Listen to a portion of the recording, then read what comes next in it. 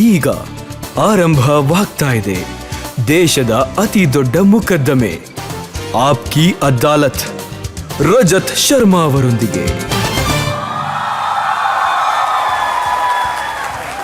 ನಮಸ್ಕಾರ, ಆಪ್ಕಿ ಅದಾಲತ್ಗೆ ನಿಮಗೆ ಸ್ವಾಗತ.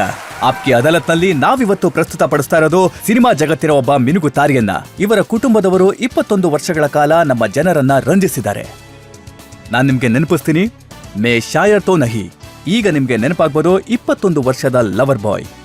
ನಿಮಗೆ ನೆನಪಾಗಬಹುದು ಬಚ್ನಾ ಯಾ ಹಸೀನೋ. ಇದರಲ್ಲಿ ನಿಮಗೆ ನೆನಪಾಗೋದು ಒಬ್ಬ ಹಾಡು ಮತ್ತೆ ಡ್ಯಾನ್ಸಿನ ಸೂಪರ್ ಸ್ಟಾರ್. ಒಬ್ಬ ಎಂಥ ಸೂಪರ್ ಸ್ಟಾರ್ ಅಂದ್ರೆ ಇವರು 2 ವರ್ಷದವರಿದ್ದಾಗಲೇ ನಟನೆ ಮಾಡಿದ್ರು. ಆನಂತರ ಇವರು 90 ವರ್ಷದ ಅಜ್ಜನ ಪಾತ್ರವನ್ನ ನಿರ್ವಹಿಸಿದ್ದಾರೆ. ಇವರಿಗೆ ತುಂಬಾನೇ ಪ್ರೀತಿ ಕೊಟ್ಟಿದ್ದೀರಾ. ಪ್ಲೀಸ್ ವೆಲ್ಕಮ್ ರೊಮ್ಯಾನ್ಸಿನ ಜಗತ್ತಿನ super star, one and only Rishi Kapoor.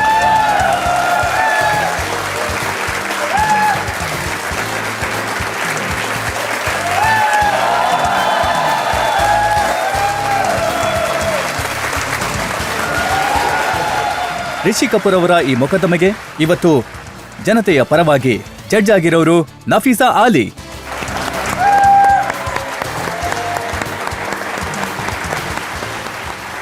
ವಿಚಾರಣೆಯನ್ನ ಶುರು ಮಾಡುವ ಮೊದಲು ಮತ್ತೆ ಆರೋಪ ಮತ್ತೆ ಪ್ರಶ್ನೆಗಳ ಸರಣಿಯನ್ನ ಶುರು ಮಾಡುವ ಮೊದಲು ಇವತ್ತಿನ ಜಡ್ಜ್ ನಫೀಸಾ ಆಲಿ ಅವರ ಅನುಮತಿ ಪಡಿತಾ ಇದ್ದೇನೆ ಇವತ್ತಿನ ಕಲಾಪವನ್ನ ಶುರು ಮಾಡೋದಕ್ಕೆ.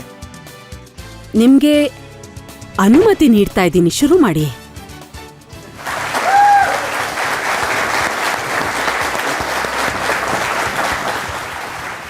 ಬನ್ನಿ, ಹಾಗಿದ್ರೆ ವಿಚಾರಣೆ ಶುರು ಮಾಡೋಣ. ಆಪ್ಕಿ ಅದಾಲತ್ನಲ್ಲಿ ಮೊದಲ ಆರೋಪ ರಿಷಿ ಕಪೂರ್ ಅವರ ಮೇಲೆ.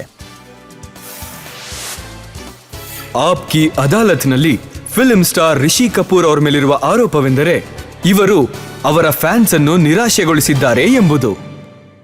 ರಿಷಿ ಅವರೇ, ರೊಮ್ಯಾಂಟಿಕ್ ಹೀರೋ ಆಗಿ ಜನರು ನಿಮಗೆ ತುಂಬಾನೇ ಪ್ರೀತಿ ಕೊಟ್ಟಿದ್ದಾರೆ. 25 ವರ್ಷಗಳು ಜನರು ನಿಮ್ಮನ್ನ ನಾನ್ ಸ್ಟಾಪ್ ಪ್ರೀತಿಸಿದ್ದಾರೆ. ಜನರು ಅನ್ಕೋತಾ ಇದ್ರು ಇನ್ನೂ 4-5 ವರ್ಷ ನೀವು ನಟಿಸ್ಬೋದಿತ್ತು, ಅದ್ರ ಮಧ್ಯದಲ್ಲೇ ಬಿಟ್ಬಿಟ್ರಿ. ಏನ್ ಮಾಡೋದು, ದೇಹ ಸಪೋರ್ಟ್ ಮಾಡಲಿಲ್ಲ.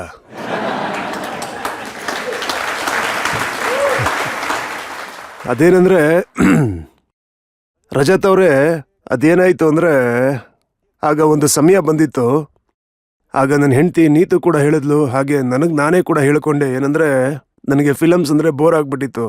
ನಾನು ಬರೀ ಜರ್ಸಿ ಹಾಕೊಂಡು ಊಟಿ, ಸ್ವಿಟ್ಜರ್ಲ್ಯಾಂಡ್ಗೆ ಹೋಗಿ ಬರೀ ಹಾಡು ಹಾಡ್ತಾ ಇದ್ದೆ. ಮರಗಳನ್ನ ಸುತ್ತ ಹೀರೋಯಿನ್ ಜೊತೆ ಸುತ್ತಾ ಇದ್ದೆ. ಹಾ, ದುಡ್ಡು ಕೂಡ ಮಾಡ್ತಾ ಇದ್ದೆ. ಆದರೆ ಆ್ಯಕ್ಟಿಂಗ್ ಅಂತ ನನಗೇನು ಪ್ಯಾಷನ್ ಇತ್ತು, ಆ ಥರ ನನಗೆ ರೋಲ್ಸ್ ಸಿಗ್ತಾ ಇರಲಿಲ್ಲ. ಆಗ ನಾನು ಯೋಚಿಸ್ದೆ, ಆಗ ಹುಡುಗರು ಬರ್ತಾಯಿದ್ರು, ಸಲ್ಮಾನ್, ಶಾರುಖ್, ಅಮೀರ್.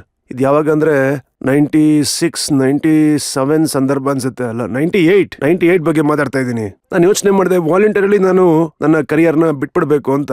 ಹೆಚ್ಚು ಅಂದರೆ 25 ವರ್ಷ ಕೆಲಸ ಮಾಡಿದ್ದೀನಿ ಇಂಡಸ್ಟ್ರಿನಲ್ಲಿ. 73ಇಂದ 98 ತನಕ. 98ಅಲ್ಲಿ ನನ್ನ ಫಿಲಮ್ ಕಾರೋಬಾರ್ ನಡೀತಾ ಇತ್ತು. ಅಲ್ಲಿವರೆಗೂ ಕೆಲಸ ಮಾಡೋದು ಅಂತಂದ್ರೆ ಅದು ಒಂದು ದೊಡ್ಡ ಇನ್ನಿಂಗ್ಸ್ ಅಂತಾನೆ ಹೇಳ್ಬೋದು.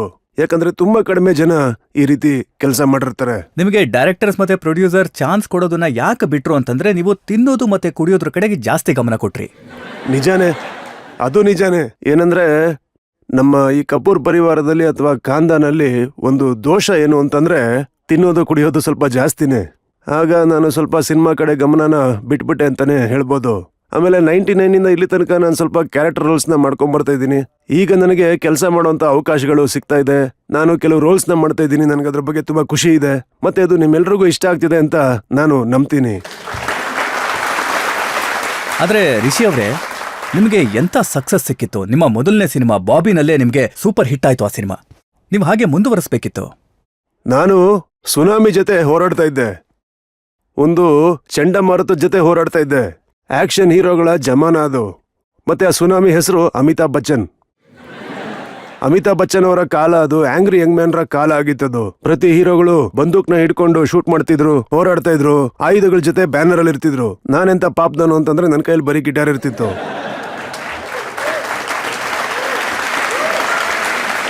ನೀವೀಗ ತಾನೇ ನಾನು ಎಂಟ್ರಿ ಆದಾಗ ನೀವು ಹೇಳಿದ್ರಿ ನಾನೊಬ್ಬ ಮ್ಯೂಸಿಕಲ್ ಹೀರೋ, ಡ್ಯಾನ್ಸಿಂಗ್ ಹೀರೋ ಅಂತ. ನನಗೆ ಯಾವತ್ತೂ ಕೂಡ ಆ ಥರ ಒಂದು ಇಂಟ್ರೊಡಕ್ಷನ್ ಬೇಕು ಅಂತ ನಾನು ಅಂದ್ಕೊಂಡೇ ಇರಲಿಲ್ಲ. ನನಗಿಷ್ಟ ಇದ್ದಿದ್ದು ನನ್ನ ಇಂಟ್ರೊಡಕ್ಷನ್ನು ನಾನೊಬ್ಬ ಕಲಾವಿದ ಅಂತ ತೋರಿಸ್ಕೋಬೇಕು ಅಂತ. ಯಾಕಂದ್ರೆ ನನಗೆ ಮುಖ್ಯವಾಗಿ ಬೇಕಾಗಿದ್ದು ನಿಮ್ಮ ಮನಸ್ಸನ್ನ ಗೆಲ್ಲೋದು, ನಿಮ್ಮ ಮನಸ್ಸೊಳಗೆ ಒಳ್ಳೆ ಕಲಾವಿದನಾಗಿ ಉಳ್ಕೊಳ್ಳೋದು. ಈ ಇಂಟ್ರಡಕ್ಷನ್ ಯಾಕಾಯ್ತು ಅಂತಂದ್ರೆ ಬಾಬಿನಲ್ಲಿ ನೀವೊಬ್ಬ ರೊಮ್ಯಾಂಟಿಕ್ ಹೀರೋ ಆಗಿ ಪರಿಚಯ ಅಲ್ಲ, ಆದ್ರಿ. ಬಾಬಿ ಬಂದು ಸರ್ ಏನು ಅಂತಂದ್ರೆ ಅದು 44 ವರ್ಷ ಹಿಂದೆ, 44 ಇಯರ್ಸ್ ಆಗಿದೆ. ಆಗ ಏನು ಅಂತಂದ್ರೆ ನನ್ನ ವಯಸ್ಸು ಸುಮಾರು ಒಂದು 20-21 ವರ್ಷ ಆಗಿರ್ಬೋದೇನೋ ಅಷ್ಟೇ. 20-21 ವರ್ಷ. ಆದ್ರೆ ಅದಾದ ನಂತರ ಬಂದಂತ ನಿಮ್ಮ ಎಲ್ಲ ಚಿತ್ರಗಳು ಕೂಡ ಸೂಪರ್ ಹಿಟ್ ಆದ್ವು. ಪ್ರತಿ ಚಿತ್ರ ಕೂಡ ನೀವು ರೊಮ್ಯಾಂಟಿಕ್ ಹೀರೋ ಆಗಿದ್ರಿ. 23 ಹೊಸ ನಾಯಕಿಯರೊಂದಿಗೆ ಕೆಲಸ ಮಾಡಿದ್ರಿ.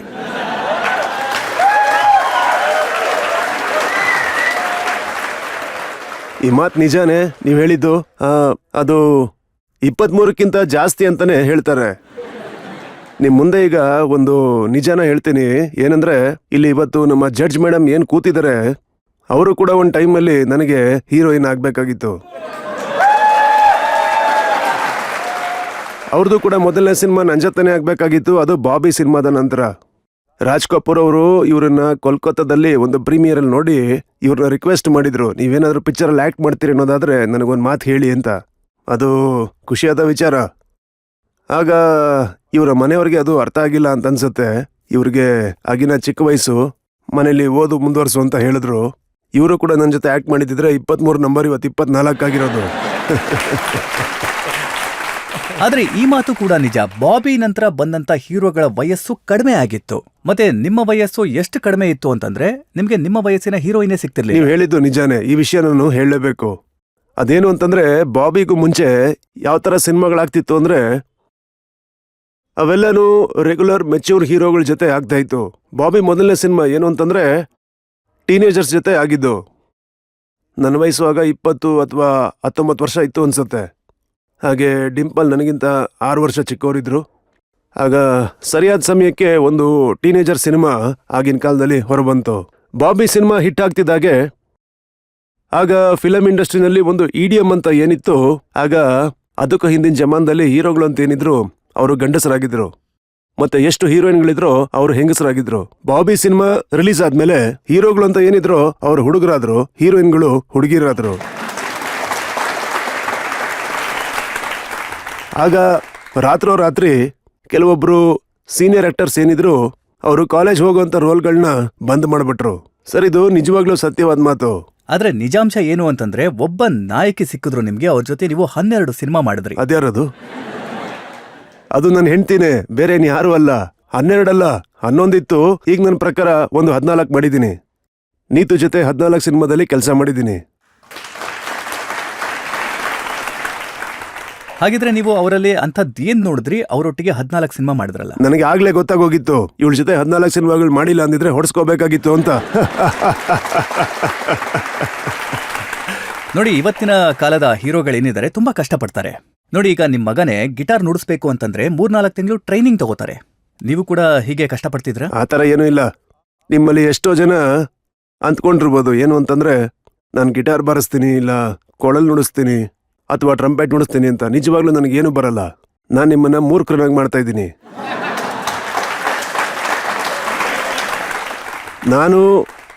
ನಾನೊಬ್ಬ ಆಕ್ಟರ್ ಆಗಿರೋದ್ರಿಂದ ನಾನು ನಿಮ್ಮನ್ನ ಕನ್ವಿನ್ಸ್ ಮಾಡ್ತೀನಿ ನಾನು ನುಡಿಸ್ಬಲ್ಲೆ ಅಂತ. ಯಾಕಂದ್ರೆ ಇದು ನನ್ನ ಪ್ರೊಫೆಷನ್ ಆಗಿರೋದ್ರಿಂದ ನಿಮ್ಮನ್ನ ಕನ್ವಿನ್ಸ್ ಮಾಡ್ತೀನಿ. ನನಗೆ ಡ್ಯಾನ್ಸ್ ಮಾಡೋದಕ್ಕೆ ಬರಲ್ಲ. ಈಗಿನ ಕಾಲದಲ್ಲಿ ಡ್ಯಾನ್ಸ್ ಹೇಗಿದೆ ಅಂತಂದ್ರೆ ನಾನು ಆ ದೇವ್ರನ್ನ ಆಗ ಕೇಳ್ಕೊತೀನಿ, ಸದ್ಯ ಆ ಕಾಲದಲ್ಲಿ ಈ ತರ ಡ್ಯಾನ್ಸ್ ಇರ್ಲಿಲ್ಲ ಅಂತ. ಇಲ್ಲಾಂದ್ರೆ ನಾನು ಸತ್ತೋಗ್ತಿದ್ದೆ. ಯಾಕಂದ್ರೆ ಈ ಕಾಲದಲ್ಲಿ ಡ್ಯಾನ್ಸ್ ಯಾವ ತರ ಇದೆ ಅಂತಂದ್ರೆ ನನ್ನ ಕೈಲಂತೂ ಆ ತರ ಡ್ಯಾನ್ಸ್ ಮಾಡೋದಕ್ಕೆ ಆಗ್ತಾ ಇರಲಿಲ್ಲ. ಅದು ಇಷ್ಟು ದೊಡ್ಡ ದೇಹ ಇಟ್ಕೊಂಡು. ದೇಹ ಈಗಲ್ವ ದೊಡ್ಡದಾಗಿರೋದು, ನಾನು ಈಗ ದಪ್ಪ ಆಗಿರೋದು, ಅವಾಗಲ್ವಲ್ಲ. ನೋಡಿ, ಏನು ಅಂತಂದ್ರೆ ನಾನು ನಿಜ ಹೇಳ್ಬಿಡ್ತೀನಿ, ನಾನು ನಿಯತ್ತಿಂದ ಕೆಲಸ ಮಾಡಿದ್ದೀನಿ, ಗೌರವ ಕೊಟ್ಟಿದ್ದೀನಿ ನಾನು ಮಾಡೋಂಥ ಒಂದು ಕೆಲಸಕ್ಕೆ. ಈಗ ಅದ್ರ ಪರಿಣಾಮ ಏನು ಅಂತಂದ್ರೆ ಈಗ ನೀವು ನನ್ನ ಆಪ್ಕೆ ಅದಾಲತ್ತಲ್ಲಿ ಕೂರಿಸಿದ್ದೀರಾ. ನಾನು ಶ್ರಮಪಟ್ಟು ಕೆಲಸ ಮಾಡಿದ್ದಕ್ಕೆ ಈ ಜಾಗದಲ್ಲಿದ್ದೀನಿ ಇವತ್ತು. ನಾನು ಇಲ್ಲಿಗೆ ಬರ್ಬೇಕಾದ್ರೆ ಇವ್ರ ಹತ್ರ ಹೇಳ್ತಿದ್ದೆ, ನೋಡಿ ನಿಮ್ ಜಾಗಕ್ಕೆ ಬಂದ್ಬಿಟ್ಟಿದ್ದೀನಿ ಇವತ್ತು, ನೀವೇನ್ ಬೇಕೋ ಮಾಡ್ಕೊಂಬಿಡಿ ಅಂತ. ಆದ್ರೆ ಈ ಮಾತು ನಿಜನಾ? ಜನರು ಯಾರನ್ನ ಹೀರೋ ಆಗಿ ಪ್ರೀತಿಸ್ತಾ ಇದ್ರು, ಆಸ್ ಎ ನಾಯಕ ಪ್ರೀತಿ ಕೊಡ್ತಾ ಇದ್ರು, ನೀವು ಕ್ಯಾರೆಕ್ಟರ್ ಆರ್ಟಿಸ್ಟ್ ಆಗ್ತಿದ್ದಾಗೆ ವಿಲನ್ ಆಗ್ಬಿಟ್ರಿ, ಖಳನಾಯಕ. ನನ್ನ ಪ್ರಕಾರ ಏನು ಅಂತಂದ್ರೆ ಅದು ಏನ್ ಹೇಳ್ತಾರೆ ಅದಕ್ಕೆ, ಟ್ರೂ ಆರ್ಟಿಸ್ಟ್ ಅಂತ ಏನಿರ್ತಾರೆ ನಿಜವಾದ ಅರ್ಥದಲ್ಲಿ ಅವರು ಪ್ರತಿಯೊಂದು ಪಾತ್ರಗಳನ್ನೂ ಮಾಡ್ತಾ ಹೋಗ್ಬೇಕು. ನೋಡಿ, ನಾನು ಕಮಿಡಿಯನ್ ರೋಲ್ ಮಾಡಿದ್ದೀನಿ, ಸೀರಿಯಸ್ ರೋಲ್ ಮಾಡಿದ್ದೀನಿ, ನಾನು ಒಂದು ಸಿನಿಮಾದಲ್ಲಿ ವಿಲನ್ ರೋಲ್ ಕೂಡ ಮಾಡಿದ್ದೀನಿ, ಈಗ ಒಂದು ಸೋಷಿಯಲ್ ಫಿಲಮ್ ಕೂಡ ಮಾಡ್ತಿದ್ದೀನಿ. ಅದು ಒಂದು ಒಳ್ಳೆ ಸಿನಿಮಾ ಅಂತಾನೆ ಹೇಳ್ಬೋದು. ಈ ತರ ಬೇರೆ ಬೇರೆ ರೋಲ್ ಮಾಡೋದ್ರಲ್ಲಿ ಮಜಾ ಇದೆ. ನಾನು ಆಗ್ಲೇ ಹೇಳಿದ್ನಲ್ಲ, ಹಿಂದೆ ಎಲ್ಲ ನಾನು ಏನ್ ಮಾಡ್ತಿದ್ದೆ, ಬರೀ ಹಾಡಾಡ್ತಿದ್ದೆ ಅಷ್ಟೇ. ಜರ್ಸಿ ಹಾಕೊಂಡು ಹೀರೋಯಿನ್ಗಳ ಹಿಂದೆ ಹೋಗ್ತಾ ಇದ್ದೆ ಅಷ್ಟೇ, ಏನು ಮಾಡ್ತಾನೆ ಇರಲಿಲ್ಲ. ಈಗ ಸ್ವಲ್ಪ ನನಗೆ ಕೆಲಸ ಮಾಡೋದಕ್ಕೆ ಅವಕಾಶಗಳು ಸಿಗ್ತಾ ಇದೆ. ನನಗೆ ಅದ್ರ ಬಗ್ಗೆ ಸ್ವಲ್ಪ ಖುಷಿನೂ ಇದೆ. ಈ ರೋಲ್ 9 ವರ್ಷದ ಅಜ್ಜ ಆಗಿದ್ದು ಖುಷಿ ಕೊಡ್ತಾ? ಹಾ ನೋಡಿ, ಖಂಡಿತ ನೀವೇ ಹೇಳಿ ಎಷ್ಟು ಜನ ಆರ್ಟಿಸ್ಟ್ ಮಾಡ್ತಾರೆ ಅಂತ. ನನ್ನ ಪ್ರಕಾರ ಒಂದು 25-26 ದಿನ ಇಲ್ಲ ಅದಕ್ಕಿಂತ ಕಮ್ಮಿ ಕೆಲಸ ಮಾಡಿದ್ದೀನಿ ಅನ್ಸುತ್ತೆ ಆ ಫಿಲಮ್ ಅಲ್ಲಿ. ಹಾಗೆ ನೀವು ಪ್ರತಿದಿನ ಡೈರೆಕ್ಟರ್ ಜೊತೆ ಜಗಳ ಮಾಡ್ತಿದ್ರಿ. ಈ ವಿಚಾರ ಎಲ್ಲ ಗೊತ್ತಿದೆ, ಎಲ್ಲ ವಿಚಾರ ಗೊತ್ತಿದೆ. ನನಗೆ ಮೇಕಪ್ ಮಾಡೋದಕ್ಕೆ ಅಂತ 5:30 ಗಂಟೆ ಸಮಯ ತಗೊಳ್ಳೋರು. ನಾನು ಬೆಳಗ್ಗೆ 5 ಗಂಟೆಗೆ ಹೇಳ್ತಿದ್ದೆ, ಸುಮಾರು 6 ಗಂಟೆಯಿಂದ 11:30 ತನಕ ಮೇಕಪ್ ಆಗ್ತಿತ್ತು. ಅದಾದ್ಮೇಲೆ ನಾನು ಸೆಟ್ಗೆ ಹೋಗ್ತಿದ್ದೆ. ಎಷ್ಟು ದಿನ ನಾನು ಕೆಲಸ ಮಾಡಿದ್ನೋ, ನಾನು ಡೈರೆಕ್ಟರ್ ಹತ್ರ ಯಾಕೆ ಜಗಳ ಮಾಡ್ತಿದ್ದೆ ಅಂದ್ರೆ, ಕ್ರಿಯೇಟಿವಿಟಿ ಬಗ್ಗೆ ನಾನು ಜಗಳ ಮಾಡ್ತಾ ಇರಲಿಲ್ಲ, ಎಕ್ಸಿಕ್ಯೂಷನ್ ಬಗ್ಗೆ ಜಗಳ ಮಾಡ್ತಿದ್ದೆ. ಎಕ್ಸಿಕ್ಯೂಷನ್ ಅಂತಂದ್ರೆ ಈ ಶಾರ್ಟ್ನ ಎಲ್ಲಿಂದ ಎಲ್ಲಿಗೆ ತಗೊಂಡು ಹೋಗ್ತೀರಾ ಅಂತ. ಅವ್ರ ಪ್ರಕಾರ ಏನು ಅಂತಂದ್ರೆ, ಶಾರ್ಟ್ನ ಪ್ರತಿ ಆಂಗಲ್ ಅಲ್ಲೂ ತಗೋಬೇಕು ಅಂತ. ನಾನು ಒಬ್ಬ ಕಲಾವಿದ, ಅದರಿಂದ ನಾನೇನು ಯೋಚನೆ ಮಾಡ್ತೀನಿ ಅಂತಂದ್ರೆ, ನಾನೊಬ್ಬ ಸ್ಪಾಂಟೇನಿಯಸ್ ಸ್ಕೂಲಿಂದ ಬಂದಿರೋನು, ದೊಡ್ಡ ನ್ಯಾಚುರಲ್ ಸ್ಕೂಲ್ನ ಆಕ್ಟರ್. ನಾನು ಯಾವುದೇ ಮೆಥಡ್ ಆಕ್ಟರ್ ಅಲ್ಲ. ನನಗೆ ನಿಜವಾಗ್ಲೂ ತುಂಬಾ ಗೌರವ ಇದೆ. ಆಕ್ಟಿಂಗ್ ಸ್ಕೂಲ್ಗಳನ್ನ ನಾನು ನಿಜವಾಗ್ಲೂ ಗೌರವಿಸ್ತೀನಿ. ಆದ್ರೆ ನನ್ನ ಸ್ಟೈಲ್ ಏನಿದೆ, ನಾನು ಅದನ್ನ ಒಂದ್ಸಲ ಮಾಡ್ತೀನಿ ಅಥವಾ 2-3 ಸಲ ಮಾಡಿದ್ರೆ ನಾನು ಸ್ಟಿಲ್ ಆಗ್ಬಿಡ್ತೀನಿ. ಆದ್ರೆ ಅವ್ರಿಗೇನ್ ಬೇಕಿತ್ತು, ಪ್ರತಿಯೊಂದು ಡೈರೆಕ್ಷನ್ ಅಲ್ಲೂ ಅವ್ರಿಗೆ ಸೇಮ್ ಶಾಟ್ ಬೇಕಾಗಿತ್ತು. ಆಗ ನಾನು ಅವ್ರಿಗೆ ಡೆಲಿವರ್ ಮಾಡಕ್ ಆಗ್ತಿರ್ಲಿಲ್ಲ. ನಾನು ಸ್ಟ್ರೈನ್ ಆಗ್ಬಿಡ್ತಿದ್ದೆ ಆಸ್ ಅನ್ ಆಕ್ಟರ್. ನಾನು ಜಗಳ ಯಾಕೆ ಮಾಡ್ತಿದ್ದು ಅಂತಂದ್ರೆ, ನಾನು ಅವ್ರನ್ನ ಕೇಳ್ತಿದ್ದೆ ನನ್ನ ಮೇನ್ ಆಂಗಲ್ ಯಾವುದು ಅಂತ. ಯಾಕಂದ್ರೆ ಎಲ್ಲ ಆಂಗಲ್ ಶಾಟ್ನ ಅವರು ಉಪಯೋಗಿಸ್ಕೊಳ್ಳೋದಿಲ್ಲ ಅಲ್ವಾ. ಪ್ರತಿ ಆಂಗಲ್ ಅಲ್ಲೂ ನಾನು ಮಾಡಕ್ ಆಗ್ತಾ ಇರ್ಲಿಲ್ಲ. ಆದ್ರೆ ಫಿಲಂ ನೋಡಾದ್ಮೇಲೆ ನನಗನ್ಸಿದ್ದೇನು ಅಂತಂದ್ರೆ, ನಿಜ ಅವ್ರಿಗೆ ಹೇಳಿದೆ, ನೀವೇ ಸರಿ, ನಾನು ಮಾಡಿದ ತಪ್ಪು ಅಂತ. ನನಗನ್ಸುತ್ತೆ ನಾನು ಓಲ್ಡ್ ಫ್ಯಾಷನ್, ಓಲ್ಡ್ ಸ್ಕೂಲು, ನಾನೀಗ ನಿಮ್ಗಳ ಜೊತೆ ಕಾಂಪೀಟ್ ಮಾಡಕ್ ಆಗ್ತಿಲ್ಲ, ನಿಮ್ಮಷ್ಟು ಸ್ಪೀಡಾಗಿಲ್ಲ ಅಂತ. ಆದ್ರೆ ಏನೇ ಆದ್ರೂ end result was good. End result Kapoor and ಸನ್ಸ್ದು ಚೆನ್ನಾಗಿತ್ತಾ ಇಲ್ವಾ? ಇಷ್ಟು ಸುದೀರ್ಘವಾದಂಥ ಕರಿಯರಲ್ಲಿ ಯಾವುದಾದ್ರೂ ಸಂದರ್ಭ ಇದೆಯಾ, ನೀವು ಯಾವುದಾದ್ರೂ ಸಿನಿಮಾನ ಬೇಡ ಅಂತಂದು ಆಮೇಲೆ ತಪ್ಪು ಮಾಡಿದೆ ಅಂತ ಅನ್ಸಿದ್ದು? ಆತರ ತುಂಬಾ ಸಿನಿಮಾಗಳಿವೆ. ಒಂದು ಸಿನಿಮಾ ಇತ್ತು, ಅದರಲ್ಲಿ ಮಿಥುನ್ ಚಕ್ರವರ್ತಿ ಅವರಿಗೆ ನಿಜ. ಆ ಫಿಲಂ ಬಂದು ಏನೋ ಫಿಲಂ ಹೆಸರು ಪ್ಯಾರ್ ಜುಗ್ತಾ ನಹಿ. ಆ ಫಿಲಂನ ಪ್ರೊಡ್ಯೂಸರ್ ಏನಿದ್ರು ಬೊಕ್ಕಾಡಿ ಅವರು ಅದಕ್ಕೂ ಮುಂಚೆ ನೀತುಗೆ ಒಂದು ಸಿನಿಮಾ ಮಾಡಿದ್ರು. ಅದಕ್ಕೆ ಅವರು ಆಗ ತುಂಬಾ ಆಸೆ ಪಟ್ಟಿದ್ರು, ತುಂಬಾನೇ ಇಷ್ಟಪಡ್ತಾ ಇದ್ರು ಅವ್ರ ಸಿನಿಮಾದಲ್ಲಿ ನಾನು ಕೆಲಸ ಮಾಡಬೇಕು ಅಂತ. ಆದ್ರೆ ನಾನು ಯಾಕೆ ಕೆಲಸ ಮಾಡಿಲ್ಲ ಅಂದ್ರೆ, ಆ ಸಮಯದಲ್ಲಿ ನಾಸೀರ್ ಹುಸೇನ್ ಅವರ ಸಿನಿಮಾ ಬರ್ತಾ ಇತ್ತು, ಜಮಾನೆ ಕೋ ದಿಕ್ಕಾನಾ ಹೈ. ನಾನಾಗ ನಾಸೀರ್ ಅವರ ಟಿಪಿಕಲ್ ಹೀರೋ ಆಗಿದ್ದೆ. Those white shoes, guitar on the shoulder, typical image ಇತ್ತು ನಂಗೆ. ಆದ್ರೆ ಪ್ಯಾರ್ ಜುಗ್ತಾ ನಹಿನಲ್ಲಿ ನನಗೆ ನನ್ನ ರೋಲ್ ಏನಿತ್ತು ಅಂದ್ರೆ, 4 ವರ್ಷದ ಮಗುಗೆ ತಂದೆ ನಾನು. ನಾನಾಗ ಯೋಚಿಸ್ದೆ, ನೋಡಿ ಅಷ್ಟಾದ್ರೂ ಬುದ್ಧಿ ನನ್ನ ತಲೆನಲ್ಲಿ ಇತ್ತು ಆಗ. ಏನು ಅಂತಂದ್ರೆ, ನಾನು ಏನಾದ್ರೂ ತಂದೆ ರೋಲ್ ಮಾಡ್ಬಿಟ್ಟೆ ಅಂತಂದ್ರೆ ನನ್ನ ಇಮೇಜ್ಗೆ ಏನಾದ್ರೂ ಡ್ಯಾಮೇಜ್ ಆಗ್ಬೋದು ಅಂತ. ಸೊ ನಾನು ಮಾಡಬಾರ್ದು ಅಂತ ಅನ್ಕೊಂಡೆ. ಆಮೇಲೆ ಆ ಪಿಕ್ಚರ್ ಸೂಪರ್ ಹಿಟ್ ಆಗೋಯ್ತು. ನಾನು ಆಗಲ್ಲ ಅಂತಂದೆ ಒಂದು ಸಣ್ಣ ವಿಚಾರಕ್ಕೆ. ದಟ್ಸ್ ಓಕೆ, ಇದು ಎಲ್ರ ಜೀವನದಲ್ಲೂ ಆಗುತ್ತೆ, ನಡೆಯುತ್ತೆ ಈ ತರ. ಅಮ್ಜದ್ ಖಾನ್ಗೂ ಈ ರೀತಿ ಆಗಿದೆ. How he got Sholay. ಮೊದಲು ಜಾಗದಲ್ಲಿ ಡ್ಯಾನಿ ಇರ್ಬೇಕಾಗಿತ್ತು, ಪ್ರೇಮ್ನಾಥ್ ಅವ್ರು ಇರ್ಬೇಕಾಗಿತ್ತು. Then how they zeroed on Amjad. ಈ ತರ ನಡೀತಾ ಇರುತ್ತೆ ನಮ್ಮ ಇಂಡಸ್ಟ್ರಿನಲ್ಲಿ. ಏನಂದ್ರೆ miss the bus, get the bus, ಅಷ್ಟೇ, ಇನ್ನೇನಿಲ್ಲ. ಆದ್ರೆ ನಿಮಗೆ ಸಿಕ್ಕಂತ ದೊಡ್ಡ ಸಕ್ಸಸ್ ಅನ್ನ ಕೊಟ್ಟಿದ್ದು ರಾಜ್ ಕಪೂರ್ ಅವರು. ರಾಜ್ ಕಪೂರ್ ಅವರು ನನಗೆ ತಂದೆ ಮಾತ್ರ ಅಲ್ಲ, ನನ್ನ ಗುರುಗಳವರು. ಇವತ್ತು ನನಗೆ ಏನೇನು ಗೊತ್ತಿದೆ ಅದನ್ನೆಲ್ಲ ಕಲಿಸಿದವ್ರು ಅವರೇನೆ. ಅವ್ರು ನನಗೆ ಅಂತ 3 ಸಿನಿಮಾಗಳನ್ನ ಮಾಡಿದ್ರು, ಮೇರಾ ನಾಮ್ ಜೋಕರ್, ಬಾಬಿ ಹಾಗೆ ಪ್ರೇಮ್ ರೋಗ್. ಆ ಕಾಲದಲ್ಲಿ 3 ಸಿನಿಮಾಗಳು, ಈ 3 ಸಿನಿಮಾಗಳಲ್ಲಿ ಅವರ ಇಂಪಾರ್ಟೆನ್ಸ್ ತುಂಬಾನೇ ಇತ್ತು ಅಂತಾನೆ ಹೇಳ್ಬೋದು.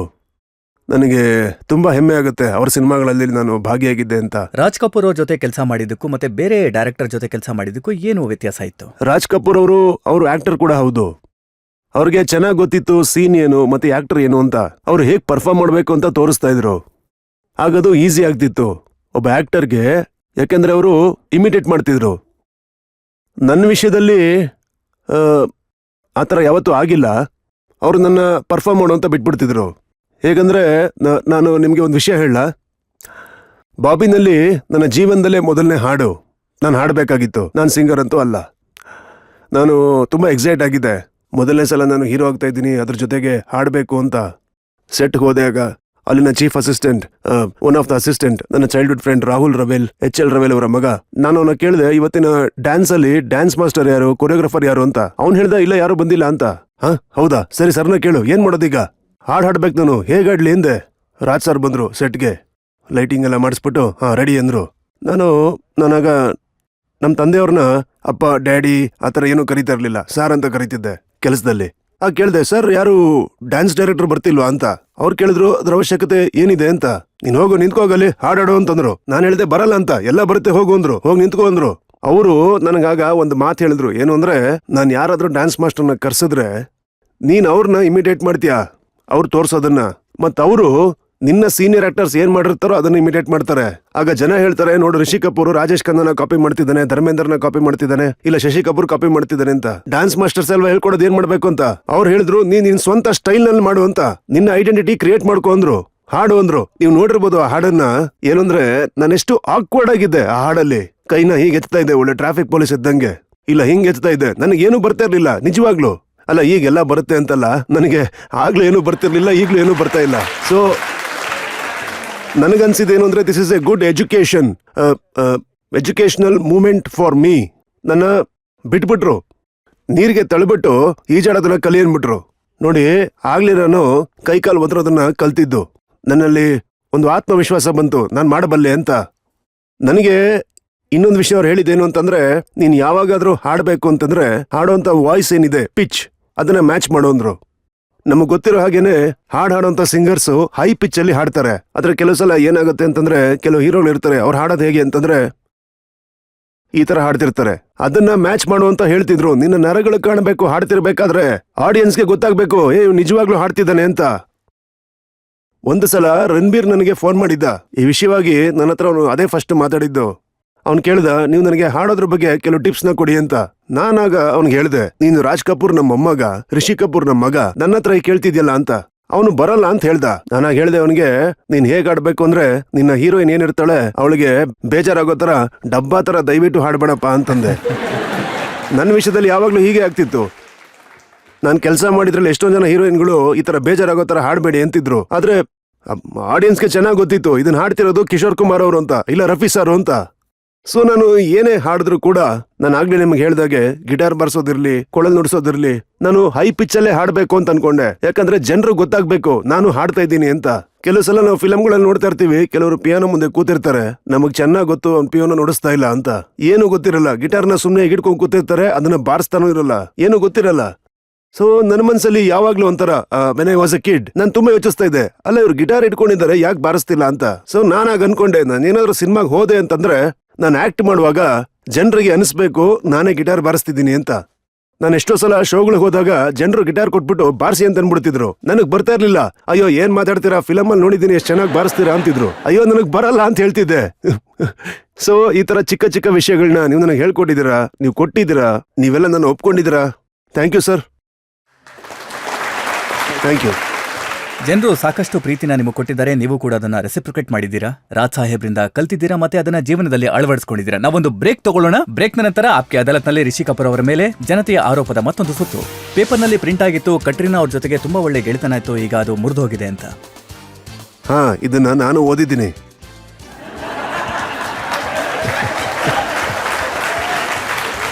ಅದಕ್ಕೂ ಮುಂಚೆ ಇನ್ನೊಬ್ಬರ ಹತ್ರನೂ ತುಂಬಾ ಒಳ್ಳೆ ಫ್ರೆಂಡ್ಶಿಪ್ ಇತ್ತು, ಅದು ಕೂಡ ಮುರಿದೋಯ್ತು. Welcome back. ಆಪ್ಕೆ ಅದಾಲತ್ನಲ್ಲಿ ಇವತ್ತು ನಮ್ಮ ಅತಿಥಿಯಾಗಿರೋರು ಸೂಪರ್ ಸ್ಟಾರ್ ರಿಷಿ ಕಪೂರ್. ಆಪ್ಕೆ ಅದಾಲತ್ನಲ್ಲಿ ಮುಂದಿನ ಆರೋಪ. ಆಪ್ಕಿ ಅದಾಲತ್ನಲ್ಲಿ ಫಿಲ್ಮ್ ಸ್ಟಾರ್ ರಿಷಿ ಕಪೂರ್ ಅವರ ಮೇಲಿರುವ ಆರೋಪವೆಂದರೆ ಯಶಸ್ಸು ಇವರನ್ನು ಆರೋಗೆಂಟ್ ಮಾಡಿದೆ ಎಂಬುದು. ರಿಷಿ ಅವರೇ, ಇಷ್ಟು ಸಕ್ಸಸ್ ಸಿಕ್ಕಿದೆ, ನಾನೂ ಫೇಮಸ್, ನಮ್ಮಪ್ಪನೂ ಫೇಮಸ್, ನಮ್ಮ ತಾತ ಫೇಮಸ್, ನನ್ನ ಮಗ ಕೂಡ ಫೇಮಸ್, ನನ್ನ ವೈಫ್ ಫೇಮಸ್, ನನ್ನ ಅಣ್ಣ ಕೂಡ ಫೇಮಸ್. ಮತ್ತೆ ಈ ಎಲ್ಲ ವಿಚಾರಗಳಿಂದಾಗಿ ನೀವು ಜನರ ಜೊತೆ ಮಿಸ್ಬಿಹೇವ್ ಮಾಡೋದಕ್ಕೆ ಶುರು ಮಾಡಿದ್ರ? ಈಗ ಬೈ ನೇಚರ್ ಆರೋಗ್ಯಂಟ್ ಆಗಿದ್ರೆ ನಾನು ಏನ್ ಮಾಡ್ಲಿ? That is me, take it or leave it. ಆದ್ರೆ ಈ ಮಾತಂತೂ ನಿಜಾನೇ. ಏನಂದ್ರೆ ನನ್ನ ಸುತ್ತಮುತ್ತ ಇವರೆಲ್ಲ ಏನಿದ್ದಾರೆ, ಅವರು ತಮ್ಮ ಪೊಸಿಷನ್ನ ಮಾಡ್ಕೊಂಡಿದ್ದಾರೆ, ಕಾಯಂ ಆಗಿದ್ದಾರೆ ಅಲ್ಲಿ. ನನಗೆ ವಿಷಯವಾಗಿ ತುಂಬಾ ಹೆಮ್ಮೆ ಏನು ಅಂತಂದ್ರೆ, ಈ ಇಂಡಸ್ಟ್ರಿಯಲ್ಲಿ ನಮ್ಮ ಪರಿವಾರದವರು ಅವರ ಕಲಾ ಸೇವೆಯನ್ನ 87 ವರ್ಷಗಳಿಂದ ಮಾಡ್ತಿದ್ದಾರೆ. 87 years in the 100 years. ನೀವು ಈ ಪ್ರೀತಿನ ಏನ್ ಕೊಟ್ಟಿದ್ದೀರಾ, ಅದಕ್ಕೆ ನಾನು ಯಾವತ್ತೂ ಋಣಿಯಾಗಿರ್ತೀನಿ. ಈ ನಿಮ್ ಪ್ರೀತಿ ಸದಾ ಹೀಗೆ ಇರಲಿ, ಈ ಪೀಳಿಗೆ ಹೀಗೆ ಮುಂದುವರಿಬೇಕು ಅಂತ ಬಯಸ್ತೀನಿ. ರಣಬೀರ್ ಅದನ್ನ ಮುಂದುವರ್ಸ್ಕೊಂಡು ಹೋಗ್ತಾನೆ. ಇಷ್ಟು ದೊಡ್ಡ ಕುಟುಂಬ, ಇಷ್ಟು ದೊಡ್ಡ ಹೆಸರುಗಳು, ಪೃಥ್ವಿರಾಜ್ ಕಪೂರ್, ರಾಜ್ ಕಪೂರ್, ಶಶಿ ಕಪೂರ್, ರಿಷಿ ಕಪೂರ್. ನೀವು ಏನ್ ಹೆಸರಿಟ್ಟಿದ್ದೀರಾ? ಚಿಂಟು ಹೇಳಿ, ಡಬ್ಬು ಹೇಳಿ. ಅದಕ್ಕೆ ನಾನು ರಣಬೀರ್ಗೆ ಯಾವ ಪೆಟ್ ನೇಮ್ನು ಇಟ್ಟಿಲ್ಲ. ನನಗೆ ಚಿಂಟು ಅನ್ನೋ ಹೆಸರು ಹೇಗೆ ಬಂತು ಅಂತ ಗೊತ್ತಾ? ನಾನು ಹುಟ್ಟಿದಾಗ ನನ್ನ ದೊಡ್ಡಣ್ಣ ಏನಿದ್ದಾರೆ ರಣಧೀರ್ ಕಪೂರ್, ನನಗಿಂತ 5 ವರ್ಷ ದೊಡ್ಡವರು. ಅವರು ಆಗ ಸ್ಕೂಲ್ನಲ್ಲಿ ಹೊಸ ಹೊಸ ಕವಿತೆಗಳನ್ನ ಕಲಿತಾ ಇದ್ರು. ಅದು ರಿಡಲ್ ಅಂತ ಹೇಳ್ತಾರಲ್ಲ, ರಿಡಲ್ನ ಕನ್ನಡದಲ್ಲಿ ಏನಂತಾರೆ? ಒಗಟು. ಚಿಕ್ಕದಾದಂಥ ಒಂದು ಬೆಕ್ಕು, ಅದಕ್ಕೆ ದೊಡ್ಡದಾದ ಬಾಲ. ಚಿಂಟು ಬೆಕ್ಕು ಎಲ್ಲಿ ಹೋದ್ರೂ ಬಾಲ ಅನ್ನೋದ್ರಿಂದ ಹೋಗುತ್ತೆ. ಏನು ಅಂತ ಹೇಳ, ಅದೇ ಒಂದು ಒಗಟು. ಆ ಒಂದು ಒಗಟಿಂದ ನಮ್ಮ ಅಣ್ಣವರು ಅವಾಗಿಂದ ನನ್ನ ಚಿಂಟು ಅಂತ ಕರೆಯಕ್ಕೆ ಶುರು ಮಾಡಿಬಿಟ್ರು. ಇವತ್ತಿಗೂ ಜಗಳಾಡ್ತೀನಿ, ಅದೊಂದೇನೆ ಹೆಸರು ಸಿಕ್ಕಿದ್ದು, ಬೇರೆ ಯಾವ ಹೆಸರು ಸಿಕ್ಕಿಲ್ವಾ ಅಂತ. ಆದ್ರೆ ಈ ಚಿಂಟು ದೊಡ್ಡ ನಟನಾದಾಗ ನೀವು ಡೈರೆಕ್ಟರ್ಗಳಿಗೆ ಹೇಳಿಲ್ವಾ ನಾನು ರಾತ್ರಿ ಹೊತ್ತು ಕೆಲಸ ಮಾಡೋದಿಲ್ಲ ಅಂತ? ಇದು ಈಗ ಹೇಳಬೇಕಾಗಿರೋಂಥ ವಿಚಾರನೇ. ನಾನು ನಿಮ್ಗೆ ಹೇಳ, ನಾನೊಂದು ಪಿಕ್ಚರ್ನ ಹೇಗೆ ರಿಫ್ಯೂಸ್ ಮಾಡಿದೆ ಅಂತ. ನಾನು ತುಂಬ ದೂರದಲ್ಲಿ ಶೂಟ್ನಲ್ಲಿದ್ದೆ. ಒಬ್ಬ ಪ್ರೊಡ್ಯೂಸರು ಹಿಂದೆ ಬರ್ತಾನೆ ಇದ್ರು, ಕತೆ ಕೇಳಿ ಅಂತ. ನನಗೆ ಆ ಟೈಮಲ್ಲಿ ಅಷ್ಟೊಂದು ಸಮಯ ಇರಲಿಲ್ಲ. ನಾನು ತುಂಬ ಬ್ಯುಸಿ ಇದೆ ಆಸ್ ಅನ್ ಆಕ್ಟರ್. 2 ಶಿಫ್ಟಲ್ಲಿ ಕೆಲಸ ಮಾಡ್ತಿದ್ದೆ. ಸೊ ಒಂದಿನ ಏನಾಯಿತು, ಮುಂಬೈಯಲ್ಲಿ 2 ಸ್ಟುಡಿಯೋ ಮಧ್ಯ 1 ಗಂಟೆ 1.5 ಗಂಟೆ ವ್ಯತ್ಯಾಸ ಇತ್ತು. ನಾನು ಅವ್ರಿಗೆ ಹೇಳಿದೆ, ನೀವು ಮೊದಲು ಇಲ್ಲಿಗೆ ಬನ್ನಿ, ನಾನು ಮೊದಲನೇ ಶಿಫ್ಟಲ್ಲಿ ಇದ್ದೀನಿ, 2ನೇ ಶಿಫ್ಟಿಗೆ ಹೋಗ್ತಾ ದಾರಿನಲ್ಲಿ ವ್ಯಾನಲ್ಲಿ ನನಗೆ ಕತೆ ಹೇಳಿ ಅಂತಂದೆ. ನನಗೆ ಟೈಮ್ ಸಿಗ್ತಾ ಇದ್ದಿದ್ದೆ ಆಗ. ಸರಿ, ಅವ್ರು ಬಂದರು, ಊಟ ಗೀಟ ಎಲ್ಲ ಮಾಡಿದ್ರು. ಟೈಮ್ ಆಗ 1-2:30 ಆಗಿತ್ತು. ಅದು ಇದು ಮಾತು ಅಂತೆಲ್ಲ ಆಯಿತು. ಸರಿ, ಅವ್ರಿಗೆ ಹೇಳಿದೆ, ಸರಿ ನೀವು ಕತೆನ ಹೇಳಿ, ನಿಮ್ಮ ಕತೆನ ಹೇಳಿ ಎಂದೆ. ಸೊ ಅವ್ರ ಕತೆ ತುಂಬ ಸಿಂಪಲ್ ಆಗಿತ್ತು, ಒಂದು ರಾತ್ರಿ ಕತೆ ಆಗಿತ್ತು. ಕತೆ ಹೇಳಕ್ಕೆ ಶುರು ಮಾಡಿದ್ರೆ ನಾನು ಹೇಳಿದೆ, ಒಂದು ನಿಮಿಷ ಏನು ಹೇಳಿದ್ರಿ ನೀವು ಅಂತಂದೆ. ಅವ್ರು ಹೇಳಿದ್ರು, ನಾನು ಹೇಳಿದೆ ಸಿಂಪಲ್ ಕತೆ, ಒಂದು ರಾತ್ರಿ ಕತೆ ಅಂತ. ಅಲ್ಲ, ಒಂದು ರಾತ್ರಿ ಕತೆ ಅಂತಂದ್ರೆ ರಾತ್ರಿ ಮಾಡ್ತೀರಾ ಪಿಕ್ಚರ್ನ ಅಂದೆ. ಹ್ಞೂ ಅಂದ್ರು. ನನ್ನ ಡ್ರೈವರ್ ಹೆಸರು ತುಕಾರಾಮು. ಐ ಸೆಡ್, ತುಕಾರಾಮ್ ಗಾಡಿ ನಿಲ್ಸು. ಅವ್ರ ಅದಕ್ಕೆ ಏನಾಯ್ತು ಅಂತಂದ್ರು. ಒಂದು ರಾತ್ರಿ ಕತೆಗೆ ನಾನು 60 ರಾತ್ರಿ ಎದ್ದಿರ್ಬೇಕು. ನಾನು ಹೇಳಿದೆ, ನಾನಂತೂ ಕೆಲಸ ಮಾಡಲ್ಲ ಅಂತ.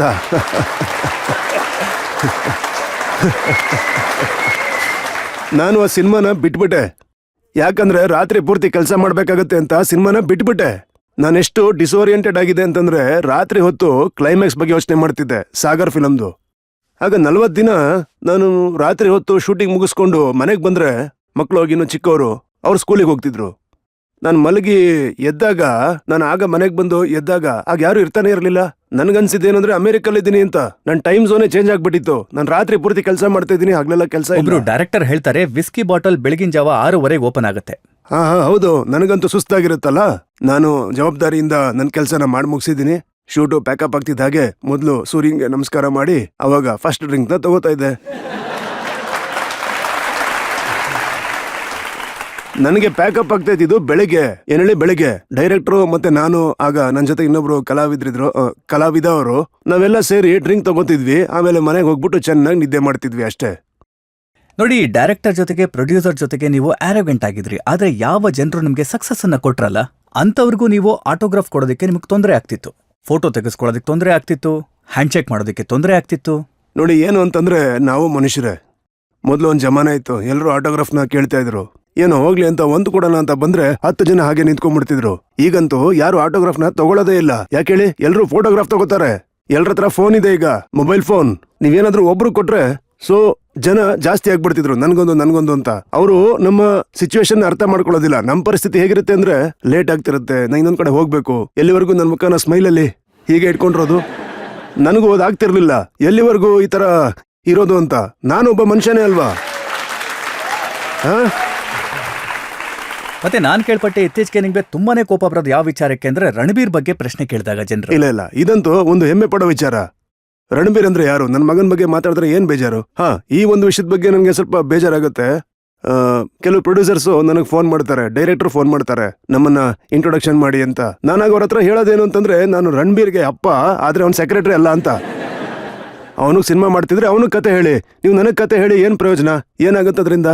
ಒಂದು ವೇಳೆ ನಾನು ಡಿಸಿಷನ್ ತಗೊಳ್ಳೋ ಥರ ಆಗಿದ್ದಿದ್ರೆ, ನಾನು ಯಾವತ್ತೂ ರಣಬೀರ್ಗೆ ಬರ್ಫಿ ಸಿನಿಮಾನ ಒಪ್ಕೊ ಅಂತ ಹೇಳ್ತಿರ್ಲಿಲ್ಲ. ನಿಜವಾಗ್ಲು ನಾನು ಹೇಳ್ತಿದ್ದೆ, ಇದೆಯಂತೆ ಪಿಕ್ಚರ್ ಅಯ್ಯ, ಕಿವುಡ ಅಂತೆ, ಮೂಗ ಅಂತೆ, ಇದನ್ನ ನಿಂತ್ಕೊಂಡು ಹೇಗೆ ಸಿನಿಮಾ ಮಾಡ್ತೀಯ ಅಂತ. ಸೊ ಏನಂದ್ರೆ, ನನ್ನ ಡಿಸಿಷನ್ ಈ ಜನ್ರೇಷನ್ ಅವ್ರಿಗೆ ತಪ್ಪಾಗ್ತಿತ್ತು. ಇವತ್ತಿನ ಜನ್ರೇಷನ್ ಅವರ ಥಿಂಕಿಂಗು ಬೇರೆ ಇದೆ, ಆದ್ರೆ ನನ್ನ ಜನ್ರೇಷನ್ ಥಿಂಕಿಂಗು ಅದು ಬೇರೆನೇ ಇತ್ತು. ಸೊ ನಾನು ಹೇಳಿದ್ದೇನು ಅಂತಂದ್ರೆ, ಬೀಳೋದಿರ್ಲಿ ಏಳೋದಿರ್ಲಿ, ಪಿಕ್ಚರ್ ನೀನ್ ಇಲ್ಲ ಅಂದ್ರೂ ನಡೆಯುತ್ತೆ, ನೀನ್ ಇದ್ರೂ ನಡೆಯುತ್ತೆ. ಸೊ ನಿನ್ನ ಕರಿಯರ್ ಅಲ್ಲಿ ನೀನು ಎಕ್ಸ್ಪೀರಿಯನ್ಸ್ ನ ಒಂದು ಬ್ಯಾಂಕಿಂಗ್ ಮಾಡ್ಕೊಂಡಿರ್ತೀಯ. And that is how life is all about. ನಮ್ಮಂತ ಆಕ್ಟರ್ಗಳ ಜೀವನ ಹೀಗೆ ಇರುತ್ತೆ. ಜನ ರಣಬೀರ್ ಅವ್ರಿಗೆ ಯಾವಾಗ ಮದುವೆ ಆಗುತ್ತೆ, ಯಾರ ಜೊತೆ ಆಗುತ್ತೆ, ಯಾರ ಜೊತೆ ಬ್ರೇಕಪ್ ಆಯ್ತು ಅಂತ ಕೇಳಿದಾಗ ನಿಮಗೆ ಖುಷಿ? ಇದನ್ನ ನೀವೇ ಹೇಳ್ಬೇಕು ನನಗೆ, ಯಾವಾಗ ಆಗತ್ತೆ, ಯಾರ ಜೊತೆ ಆಗತ್ತೆ ಅಂತ. ಆದ್ರೆ ಒಂದು ವಿಷಯ ಹೇಳ್ತೀನಿ, ಯಾವತ್ತೇ ಆದ್ರೂ ಕೂಡ ಧೂಮ್ ಧಾಮ್ ಅಂತ ಆಗತ್ತೆ, ತುಂಬಾ ಚೆನ್ನಾಗಾಗತ್ತೆ ನನ್ನ ಮಗನ ಮದುವೆ. ಪೇಪರ್ನಲ್ಲಿ ಪ್ರಿಂಟ್ ಆಗಿತ್ತು ಕಟ್ರಿನಾ ಅವ್ರ ಜೊತೆಗೆ ಒಳ್ಳೆ ಗೆಳೆತನ ಇತ್ತು, ಈಗ ಅದು ಮುರಿದೋಗಿದೆ ಅಂತ. ಹಾ, ಇದನ್ನ ನಾನು ಓದಿದ್ದೀನಿ.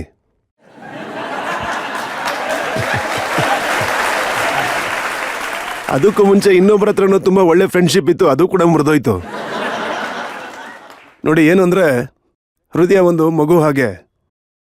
ಈಗ ನಮ್ಮ ಕೆಲಸದಲ್ಲಿ ಯಾವ್ದಾದ್ರು ಸೀನ್ ಮಾಡ್ತಿರ್ಬೇಕಾದ್ರೆ ಆ ಸೀನ್ ಮಾಡ್ತಾ ಮಾಡ್ತಾ ಹೃದಯ ಕೊಡೋಂತ ಚಾನ್ಸಸ್ ಇರುತ್ತೆ. ನೋಡಿ, ನಾನು ಕೂಡ ಕೊಟ್ಟಿರೋನೆ, ನಾನು ಕೂಡ ಫಿಲ್ಮ್ ಮಾಡ್ತಾ ಮಾಡ್ತಾ ತಾನೇ ನೀತುಗೆ ಹೃದಯನ ಕೊಟ್ಟಿದ್ದು.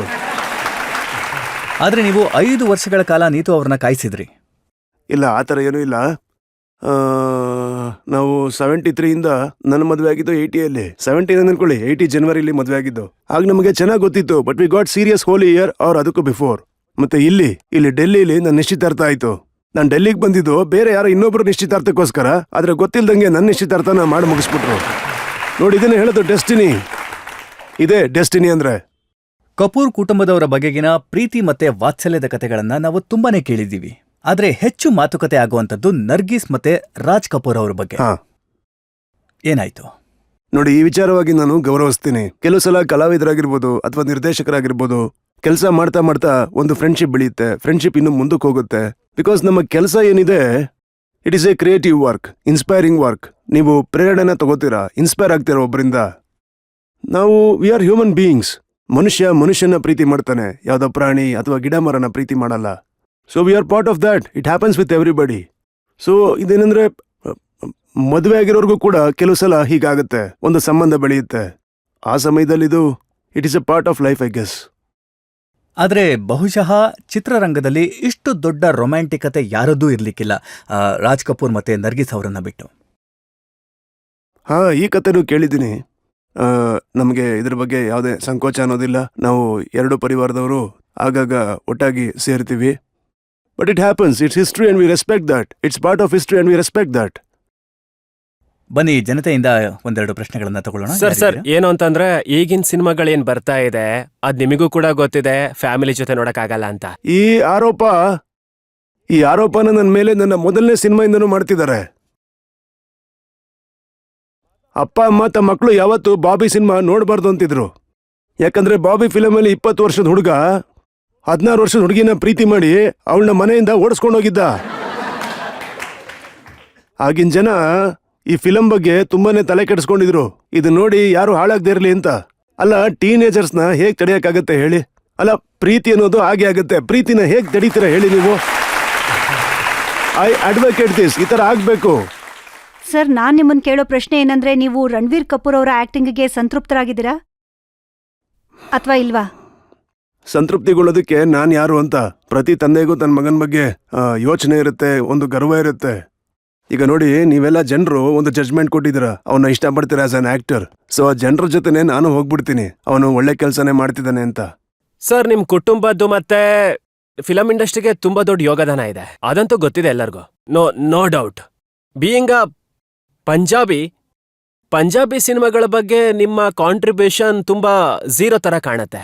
ಇದು ತುಂಬಾ ದುಃಖ ತರುವಂತ ವಿಚಾರ. ನಾನು ನಿಮ್ ಪ್ರಶ್ನೆಗೆ ಉತ್ತರ ಕೊಡ್ತೀನಿ, ಬಟ್ ನೀವು ಮರ್ತಿದ್ದೀರಾ ಅನ್ಸುತ್ತೆ. ಪೃಥ್ವಿರಾಜ್ ಕಪೂರ್ ಸರ್ ಅವರು ನಾನಕ್ ಹೆಸರಿನ ಹಡಗಿನಲ್ಲಿ ಕೆಲಸ ಮಾಡಿದ್ರು. ರಾಜ್ ಕಪೂರ್ ಸರ್ ಕೂಡ ದಾರಾಜಿ ಅವರ ಒಂದು ಫಿಲಂ ಅಲ್ಲಿ ಕೆಲಸ ಮಾಡಿದ್ರು. ಹಾಗೆ ನಾನು ತುಂಬಾ ಜನಕ್ಕೆ ಹೇಳಿದ್ದೆ, ಏನು ಅಂತಂದ್ರೆ, ನನಗೆ ಒಳ್ಳೆ ಸ್ಕ್ರಿಪ್ಟ್ ಸಿಕ್ಕಿದ್ರೆ ನಾನು ನಿಜವಾಗ್ಲೂ ಇದನ್ನ ಮುಂಚೆ ಹೇಳಿದ್ದೀನಿ, ನಾನು ಆ ಫಿಲಂನ ಫ್ರೀಯಾಗಿ ಮಾಡ್ತೀನಿ ಅಂತ. ನೋಡಿ, ಅದು ಯಾವುದೇ ಸಂಸ್ಥೆ ಆಗಿರಲಿ, ಆ ಫಿಲಂ ಹೇಗಿರ್ಬೇಕು ಅಂದ್ರೆ, ನಾನು ನನ್ನ ಕಡೆಯಿಂದ ನನ್ನ ಒಂದು ಚಿಕ್ಕ ಜವಾಬ್ದಾರಿನ ವಹಿಸ್ಕೊಳ್ಳೋ ಥರ ಇರಬೇಕು. ಬರೀ ಪಂಜಾಬಿ ಯಾಕೆ, ಎಲ್ಲ ಭಾಷೆಯಲ್ಲೂ ಮಾಡ್ತೀನಿ. ನಾನು ಪಂಜಾಬಿ ಖಂಡಿತ ಹೌದು, ಆದರೆ ಇರೋದು ನಾನೀಗ ಮಹಾರಾಷ್ಟ್ರದಲ್ಲಿ. ನಾನು ಮರಾಠಿ ಫಿಲಮು ಮಾಡ್ತೀನಿ. ಯಾವುದೇ ಭಾಷೆ ಆಗಿರಲಿ, ನಾವು ಮನುಷ್ಯರು ಮೊದಲು, ಆಮೇಲೆ ಈ ಭಾಗ ಅದಲ್ಲ.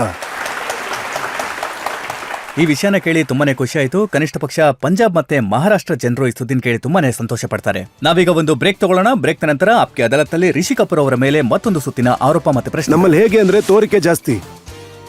ದೊಡ್ಡ ಗಾಡಿ, 4 ಬಾಡಿ ಗಾರ್ಡ್ಗಳು, ಕಣ್ಣು ಗ್ಲಾಸಸ್ಸು ಎಲ್ಲ ಸಿಂಪಲ್ ಆಗಿರಿ, ಆಯ್ತಾ? ತುಂಬಾ ಜನ ಹೇಗೆ ಅಂದ್ರೆ, ಈ ಮಸಲ್ಸ್ನ ಮಾಡೋದ್ರಲ್ಲಿ ಬ್ಯುಸಿ ಆಗಿರ್ತಾರೆ, ಅದಕ್ಕೆ ಅಂತ ಹೆಚ್ಚು ಸಮಯ ಕೊಡ್ತಾರೆ. ಆಕ್ಟಿಂಗ್ ಅನ್ನೋ ಮಸಲ್ ಅಲ್ಲಿ ಸ್ವಲ್ಪ ವೀಕ್ ಆಗಿರ್ತಾರೆ. Welcome back. ಆಪ್ಗೆ ಅದಾಲತ್ನಲ್ಲಿ ನಾವಿವತ್ತು ಮೊಕದ್ದಮೆ ನಡೆಸ್ತಾ ಇರೋದು ಫಿಲ್ಮ್ ಸ್ಟಾರ್ ರಿಷಿ ಕಪೂರ್ ಅವರ ಮೇಲೆ. ಆಪ್ಗೆ ಅದಾಲತ್ನಲ್ಲಿ ಮುಂದಿನ ಆರೋಪ. ಆಪ್ಕಿ ಅದಾಲತ್ನಲ್ಲಿ ಫಿಲ್ಮ್ ಸ್ಟಾರ್ ರಿಷಿ ಕಪೂರ್ ಅವರ ಮೇಲಿರುವ ಆರೋಪವೆಂದರೆ ಇವರಿಗೆ ಅವರ ನಾಲಿಗೆ ಮೇಲೆ ಹಿಡಿತವಿಲ್ಲ ಎಂಬುದು. ರಿಷಿ ಅವರೇ, ನೀತು ಅವರು ಯಾವಾಗ್ಲೂ ಹೇಳ್ತಾ ಇರ್ತಾರೆ, ರಿಷಿ ಅವರು ಯಾವಾಗ ಯಾರ್ಗೆ ಎಲ್ಲಿ ಏನು ಹೇಳ್ತಾರೆ ಏನು ಗೊತ್ತಾಗೋದೇ ಇಲ್ಲ. ಖಂಡಿತ ನಿಜಾನೇ. ಏನಂದ್ರೆ ನಾನು ಯಾವತ್ತೂ ಡಿಪ್ಲೊಮಸಿನ ಕಲ್ತೇ ಇಲ್ಲ. ಮನ್ಸಲ್ಲಿ ಏನಿರುತ್ತೋ ಅದು ಬಾಯಿಂದ ಬರುತ್ತೆ. ನನಗೆ ಇದು ತುಂಬ ಒಂದು ಶಾರ್ಟ್ ಕಮ್ಮಿಂಗ್ ಅಂತ ಹೇಳ್ಬೋದು. ನಾನು ಯೋಚನೆ ಮಾಡೋದಿಲ್ಲ, ಬರೀ ಮಾತಾಡ್ಬಿಡ್ತೀನಿ. ನಿಮ್ಗೆ ಟೇಬಲ್ ಕೆಳಗಡೆಯಿಂದ ಒದೆ ಬೀಳೋದಿಲ್ವಾ? ಅಯ್ಯೋ, ತೋರಿಸ್ಲಾ ಎಷ್ಟು ಗುರ್ತಿದೆ ಅಂತ ತೋರಿಸ್ಲಾ? ಏನಂದ್ರೆ ಆ ಥರ ಆಗುತ್ತೆ ಅಷ್ಟೇ. ಅಂದ್ರೆ ಈ ಮಾತು ನಿಜಾನ? ಸಾವರಿಯಾ ಸಿನಿಮಾದ ಸೆಟ್ ಅಲ್ಲಿ, ರಣಬೀರ್ ಅವರ ಮೊದಲನೇ ಸಿನಿಮಾ, ಅಲ್ಲಿ ನೀವು ಇಂಥದ್ದೇ ಏನೋ ಮಾತನ್ನ ಖಂಡಿತ ಹೇಳಿದ್ದೆ. ಏನ್ ಹೇಳಿದೆ ಅಂತ ಹೇಳ? ಹಾ, ದಯವಿಟ್ಟು ಹೇಳಿ. ಏನು ಅಂತಂದ್ರೆ, ಸಂಜಯ್ ಲೀಲಾ ಬನ್ಸಾಲಿ ಅವ್ರನ್ನ ನಾನು ತುಂಬಾನೇ ಗೌರವಿಸ್ತೀನಿ. ಅವ್ರು ತುಂಬ ದೊಡ್ಡ ಕ್ರಿಯೇಟಿವ್ ಡೈರೆಕ್ಟರ್ ಹಾಗೆ ಫಿಲಮ್ ಮೇಕರ್ ಅವರು. ಆಗ ಅವರು ರಿಕ್ವೆಸ್ಟ್ ಮಾಡಿದ್ರು, ಫಿಲಮ್ ಶುರು ಆಗಿತ್ತು, ಸಾವರಿಯಾ ನೀವು ಸೆಟ್ಟಿಗೆ ಬರಬೇಕು, ಬಂದು ನಮಗೆಲ್ಲ ಆಶೀರ್ವಾದ ಮಾಡಬೇಕು ಈ ಮಕ್ಳಿಗೆಲ್ಲ ಅಂತ ಹೇಳಿದ್ರು. ನಾನು ಹೇಳಿದೆ, ನಾನು ಯಾಕೆ ಸೆಟ್ಟಿಗೆ ಬರಬೇಕು, ಕಾನ್ಷಿಯಸ್ ಆಗಿಬಿಡ್ತಾರೆ, ಅವ್ರಿನ್ನೂ ಮಕ್ಕಳು. ಅವ್ರು ಹೇಳಿದ್ರು, ಇಲ್ಲ, you have to come. Neetu ಕೂಡ ಹೇಳಿದ್ಲು, ನೋಡು ಜಸ್ಟ್ ಗೋ, ಅವ್ರಿಗೂ ಧೈರ್ಯ ಬರುತ್ತೆ ಅಂತ. ಸರಿ ಅಂತ ಹೋದೆ. ನಾನು ಆ ಸ್ಟುಡಿಯೋ ಸೆಟ್ಗೆ ಹೋದೆ. ನಾನು ಆ ಸ್ಟುಡಿಯೋ ಒಳಗೆ ಹೋಗ್ತಿದ್ದಾಗೇನೆ ತುಂಬ ದೊಡ್ಡ ದೊಡ್ಡ ಸೆಟ್ಗಳನ್ನ ಹಾಕಿದ್ರು. ನಾನು ಒಳಗೆ ಎಂಟರ್ ಆಗ್ತಿದ್ದಂಗೆನೆ ನನಗನ್ಸಿದ್ದು, ಇದು ಯಾವ ಜಾಗನಪ್ಪ ಅಂತ. ಎಂಥ ಜಾಗ ಇದು? ನಾನು ನನ್ನ ಮನಸ್ಸಲ್ಲೇ ಮಾತಾಡ್ಕೊಳಕ್ ಶುರು ಮಾಡಿದೆ, ಇದು ಯಾವ ಥರ ಜಾಗ ಅಂತಂದ್ರೆ, ಇಲ್ಲಿ ಬುದ್ಧನೂ ಇದ್ದಾನೆ. ಅಲ್ಲಿ ಆರ್.ಕೆ. ಸ್ಟುಡಿಯೋದಲ್ಲಿ ಏನಿತ್ತು ಅಂದರೆ, ಒಂದು ವೆನಿಸ್ನ ಬೀದಿನೂ ಇತ್ತು, ಒಂದು ಟರ್ಕಿಶ್ ಮಾರ್ಕೆಟ್ ಇತ್ತು, ಇನ್ಯಾವುದೋ ಒಂಥರ ವಿಚಿತ್ರವಾದ ಸೆಟ್ಗಳನ್ನ ಅಲ್ಲಿ ಹಾಕಿದ್ರು. ನನಗ ನೀತುನ ಕೇಳಿದೆ, ಅಲ್ಲ ನಾವು ಎಲ್ಲಿಗೆ ಬಂದಿದ್ದೀವಿ, ಇದು ಯಾವ ಥರ ಸೆಟ್ಟು, ನನಗೊಂದು ಅರ್ಥ ಆಗ್ತಿಲ್ಲ, ಏನು ಮಾಡೋದು ಅಂತ. ನೀತು ಹೇಳಿದ್ಲು, ಸುಮ್ಮನೆ ಕೂತ್ಕೊಳ್ರಿ, ಮಾತ್ಕು ಚುಪ್ ಅಂತಿದ್ಲು. ನಾನಾಗ ಮೇಲ್ಗಡೆ ಲೈಟಿಂಗ್ನ ನೋಡಿದೆ. ಲೈಟಿಂಗ್ದು ಹೊಸ ಸಿಸ್ಟಮ್ ಇತ್ತು, ಆಗ ಅದು ಹೊಸದಾಗಿ ಬಂದಿತ್ತು. ದೊಡ್ಡ ದೊಡ್ಡ ಲೈಟ್ಗಳು, ಆ ಲೈಟ್ ಒಳಗಡೆ ಬತ್ತಿ ಇತ್ತು. ಬತ್ತಿ ಅಂತಂದ್ರೆ ಅದು ಲೈಟಿಂಗ್ ಡಿಪಾರ್ಟ್ಮೆಂಟ್. ನನಗಾಗ ಇನ್ನು ಯೋಚನೆ ಜಾಸ್ತಿ ಆಯಿತು, ಇದು ಯಾವ ಥರ ಜಾಗ, ಯಾವ ಸಿನಿಮಾ ಶೂಟ್ ಮಾಡ್ತಿದ್ದಾರೆ ಅಂತ ಆಶ್ಚರ್ಯ ಆಗ್ತಿತ್ತು. ನಾನಾಗ ಆ ರೀತಿ ಮಾತಾಡಬಾರ್ದಾಗಿತ್ತು. I should have been diplomat. ಮಾತುಗಳನ್ನ ನೀವು ಹೇಳಬಾರ್ದಾಗಿತ್ತು.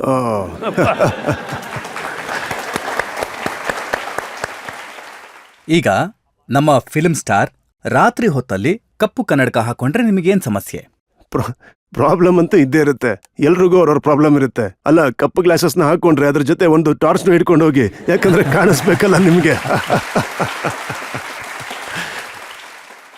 ಅಲ್ಲ, ರಾತ್ರಿ ನಿಮಗೆ ಯಾವ ಸೂರ್ಯನ ಬೆಳಕಿದೆ, ನಿಮ್ಮ ಕಣ್ಣಿಗೆ ಅದು ಎಫೆಕ್ಟ್ ಆಗುತ್ತೆ ಅನ್ನೋದಕ್ಕೆ, ನಿಮ್ಮ ಕಣ್ಣಿಗೆ ಕಿರಣಗಳು ಬೀಳ್ತಿದ್ಯಾ ರಾತ್ರಿ ಸ್ಪೆಕ್ಸ್ ಹಾಕೊಳ್ಳೋದಕ್ಕೆ? ನನಗಿದು ಅರ್ಥನೇ ಆಗೋದಿಲ್ಲ. ಎಷ್ಟೋ ಜನ ಆಕ್ಟರ್ಗಳು ಹೀಗ್ ಮಾಡ್ತಾರೆ, ಆದ್ರೆ ನಮ್ ಜನರೇಷನ್ ಅಲ್ಲಿ ಈ ತರ ಯಾರು ಮಾಡ್ತಾ ಇರ್ಲಿಲ್ಲ. ಅಲ್ಲ, ರಾತ್ರಿ 2 ಗಂಟೆ ಮಧ್ಯರಾತ್ರಿಲಿ ಫ್ಲೈಟ್ ಅಲ್ಲಿ ಹೋಗ್ತಿರ್ಬೇಕಾದ್ರೆ, ಅಲ್ಲ, ಸನ್ ಗ್ಲಾಸ್ ಹಾಕೊಳ್ಳೋದಿರ್ಲಿ, ಟೋಪಿ ಬೇರೆ ಹಾಕೊಂಡಿರ್ತಾರೆ. ಏನ್ ರಾತ್ರಿ ಏನಾದ್ರು ಧೂಳ್ ಬೀಳುತ್ತೆ ತಲೆ ಮೇಲೆ? ಅಲ್ಲ, ಸನ್ ಗ್ಲಾಸಸ್ ಹಾಕೊಂಡು ರಾತ್ರಿ ಎಲ್ಲಿಗೆ ಹೋಗ್ತಿರಪ್ಪ ಅಂತ. ಮತ್ತೆ ಬೇಜಾರಿನ ವಿಷಯ ಅಂದ್ರೆ ಇವ್ರಿಗೆ ಅರ್ಥನೇ ಆಗೋದಿಲ್ಲ ಅದು. ಹೀರೋಯಿನ್ಗಳು ಅನ್ಕೊಳ್ಳೋದೇನು, ಹುಡುಗರು ಹಿಂಗ್ ಮಾಡ್ತಾರೆ ಅಂತ. ಸರಿ, ನಾನು ಯಾವ ಸ್ಕೂಲ್ ಅಂತಂದ್ರೆ, ನನ್ನ ಯೋಚನೆ ಹೇಗಿದೆ ಅಂದ್ರೆ, ಇದು ತಪ್ಪಾ ಸರಿನಾ ಅಂತ ಯೋಚನೆ ಮಾಡಲ್ಲ. ನನಗನ್ಸಿದ್ನ ನಾನು ಹೇಳ್ಬಿಡ್ತೀನಿ, ನೀವು ನನ್ನ ತಡೆಯಕ್ಕಾಗಲ್ಲ. ನಿಮ್ಗೆ ಏನ್ ಅನ್ಸುತ್ತೋ ಅದನ್ನ ಹೇಳ್ಬಿಡ್ತೀರಾ. ನಮ್ಮ ಫಿಲ್ಮ್ ಸ್ಟಾರ್ಗಳ ಜೊತೆನಲ್ಲಿ ಬಾಡಿಗಾರ್ಡ್ಗಳು ಓಡಾಡ್ತಾರೆ, ನೀವು ಅವ್ರ ಬಗ್ಗೆನೂ ಕಮೆಂಟ್ ಮಾಡ್ತೀರಾ? ನಾನು ಬಾಡಿ ಗಾರ್ಡ್ಸ್ಗೇನು ಕಮೆಂಟ್ ಮಾಡಿಲ್ಲ. ನೋಡಿ, ಈ ಕಾಲದಲ್ಲಿ ಎಷ್ಟೊಂದು ಜನ ನೋಡಿ, ಆಕ್ಟರ್ ಪಾಪ್ಯುಲಾರಿಟಿ ಆಗ್ತಿದ್ದ ಹಾಗೇನೆ ಎಲ್ಲರೂ ಫೋಟೋಗ್ರಾಫ್ಗೆ ಇಷ್ಟಪಡ್ತಾರೆ. ನಾನು ಆಗ್ಲೇ ಹೇಳ್ದಾಗೆ ಎಲ್ಲರ ಹತ್ರ ಮೊಬೈಲ್ ಫೋನಲ್ಲಿ ಕ್ಯಾಮ್ರಾಗಳಿರುತ್ತೆ. ಸೊ ಆಗ ಕ್ರೌಡ್ ನ ಕಂಟ್ರೋಲ್ ಮಾಡೋದಕ್ಕೆ ಉದಾಹರಣೆ ಕೊಟ್ಟಿದ್ರಿ, ಹಾಲಿವುಡ್ ನ ಆಕ್ಟ್ರೆಸ್ ರಸ್ತೆನಲ್ಲಿ ಹೇಗೆ ನಿಂತಿರ್ತಾರೆ ಅಂತ. ಹಾ, ಹೌದೌದು, ನೀವು ಅದ್ರ ಬಗ್ಗೆ ಮಾತಾಡ್ತಿದ್ದೀರಾ. ಮತ್ತೆ ನಮ್ಮವರಿಗಂತೂ ತುಂಬಾನೇ ತೊಂದರೆ ಆಗುತ್ತೆ. ನೋಡಿ, ನನ್ನ ಬಗ್ಗೆ ನೀವು ತುಂಬಾ ರಿಸರ್ಚ್ ಮಾಡಿದ್ದೀರಾ, ಒಳ್ಳೇದು. ನಾನೊಂದ್ಸಲ ಮಿಸ್ಟರ್ ಗ್ರೆಗರಿ ಪೆಕ್ ಅವ್ರನ್ನ, ನನ್ನ ತಂದೆ ಆಗ ನ್ಯೂಯಾರ್ಕ್ ಅಲ್ಲಿದ್ರು, ಆಗ ಅವ್ರಿಗೆ ಸ್ಲೋನ್ ಕ್ಯಾಟರಿಂಗ್ ಹಾಸ್ಪಿಟ್ಲಲ್ಲಿ ಟ್ರೀಟ್ಮೆಂಟ್ ನಡೀತಾ ಇತ್ತು. ಸೊ ಗ್ರೆಗರಿ ಪೆಕ್ ಅವರು ಏನಿದ್ರು, ಗ್ರೆಗರಿ ಪೆಕ್ ಅವರ ವೈಫು ಮತ್ತೆ ನನ್ನ ಸಿಸ್ಟರು ಇಬ್ರು ಫ್ರೆಂಡ್ಸ್ ಆಗಿದ್ರು. ಸೊ ಗ್ರೆಗರಿ ಪೆಕ್ ಮತ್ತೆ ಅವರ ಮಿಸಸ್ ನನ್ನ ತಂದೆಯವ್ರನ್ನ ನೋಡೋದಕ್ಕೆ ಹೋಟೆಲ್ಗೆ ಬಂದಿದ್ರು. ಹೇಗೆಂದ್ರೆ ಅವರು ತುಂಬಾ ಸಿಂಪಲ್ ಪೀಪಲ್. ಹಾಗೆ ಗ್ರೆಗರಿ ಪೆಕ್ ಅವರು ವಾಸ್ ನಿಯರ್ಲಿ ಅಬೌಟ್ 6.8 or 6.9, ಅಷ್ಟು ದೊಡ್ಡ ಹೈಟ್ ಅವರು. ನಾನು ಕುಳ್ಳ ಆಗಿದ್ದೆ, ಅವ್ರ ಮುಂದೆ ನಾನು ಇಷ್ಟಿದ್ದೆ ಅಷ್ಟೇ. ಸರಿ, ಆಮೇಲೆ ಆಫ್ಟರ್ ಮೀಟಿಂಗ್ ದೆಮ್ ಅವರು ರಿಕ್ವೆಸ್ಟ್ ಮಾಡ್ಕೊಂಡ್ರು, ಏನಂದ್ರೆ, okay we will take your leave ಅಂತ. ಕೆಳಗ್ ಬಂದ್ರು. ಜನ ಇರುವಂತ ಬೀದಿ ಮ್ಯಾನ್ಹ್ಯಾಟನ್ ಅಲ್ಲಿ, ಜನ ಇರೋ ಬೀದಿನಲ್ಲಿ ಮೇನ್ ಅವೆನ್ಯೂನಲ್ಲಿ ಅವರು ತಮ್ಮ ಆ ಸಮಯದಲ್ಲಿ ಮೊಬೈಲ್ ಫೋನ್ ಇರಲಿಲ್ಲ. ಅವರು ವೆಯ್ಟ್ ಮಾಡ್ತಿದ್ರು, ಯಾಕಂದ್ರೆ ಟೈಮ್ ಹೇಳಿದ್ರು ಇಷ್ಟೊತ್ತಿಗೆ ಗಾಡಿ ಬರಬೇಕು ಅಂತ. ಅಷ್ಟು ಬಿಸಿ ಸ್ಟ್ರೀಟ್ಗಳಲ್ಲಿ ಪಾರ್ಕಿಂಗ್ ಇರಲ್ಲ. ಬಿಸಿ ಇರೋ ಬೀದಿನಲ್ಲಿ ಗಾಡಿಗಳು ಆ ಕಡೆ ಈ ಕಡೆ ಓಡಾಡ್ತಿತ್ತು, ಜನರು ಕೂಡ ನಡೀತಾ ಇದ್ರು. ಅವ್ರು ಅಲ್ಲೇ ನಿಂತಿದ್ರು. ತುಂಬಾ ಜನ ಅವ್ರನ್ನ ರಿಕ್ವೆಸ್ಟ್ ಮಾಡ್ಕೊಂಡ್ರು, ಆಟೋಗ್ರಾಫ್ ತಗೊಂಡ್ರು, ಕೆಲವರು ಕ್ಯಾಮ್ರಾ ಇದ್ದವರು ಫೋಟೋ ತಗೊಂಡ್ರು. ತುಂಬಾ ಪೇಷನ್ಸ್ ಇಂದ ಅವ್ರಲ್ಲಿ ನಿಂತ್ಕೊಂಡು ಅವ್ರ ಫ್ಯಾನ್ಸ್ ಆಸೆನ ಈಡೇರಿಸಿದ್ರು. ಆದ್ರೆ ಈಗ ನನ್ನ ಯೋಚನೆ ಏನು ಅಂದ್ರೆ, ಇವತ್ತಿನ ಕೆಲವರು ಕಲಾವಿದರು ಅವ್ರದ್ದು ಒಂದು ಪಿಕ್ಚರ್ ಕೂಡ ರಿಲೀಸ್ ಆಗಿರಲ್ಲ, ಅವ್ರ ಫ್ಯಾನ್ಸ್ ಕೂಡ ಅಷ್ಟು ಜನ ಇರಲ್ಲ, ಆದ್ರೆ ಬಾಡಿ ಗಾರ್ಡ್ಸ್ ಇರ್ತಾರೆ. ಅಷ್ಟು ಬಾಡಿ ಗಾರ್ಡ್ಸ್ ಇಟ್ಕೊಂಡು ಹೋಗ್ತಾ ಇರ್ತಾರೆ. ಸೊ ಐ ಗೆಸ್ ಇದೊಂದು ಸ್ಟೈಲ್ ಆಗ್ಬಿಟ್ಟಿದೆ ಅಂತ. ನಾನು ತುಂಬಾ ಜನ ಕಲಾವಿದರನ್ನ ನೋಡಿದ್ದೀನಿ, ತುಂಬಾ ಸಿಂಪಲ್ ಆಗಿ ರೋಡಲ್ಲಿ ನಡ್ಕೊಂಡು ಹೋಗ್ತಿರ್ತಾರೆ, ಯಾವುದೇ ದಿಮಾಕ್ ಇರಲ್ಲ.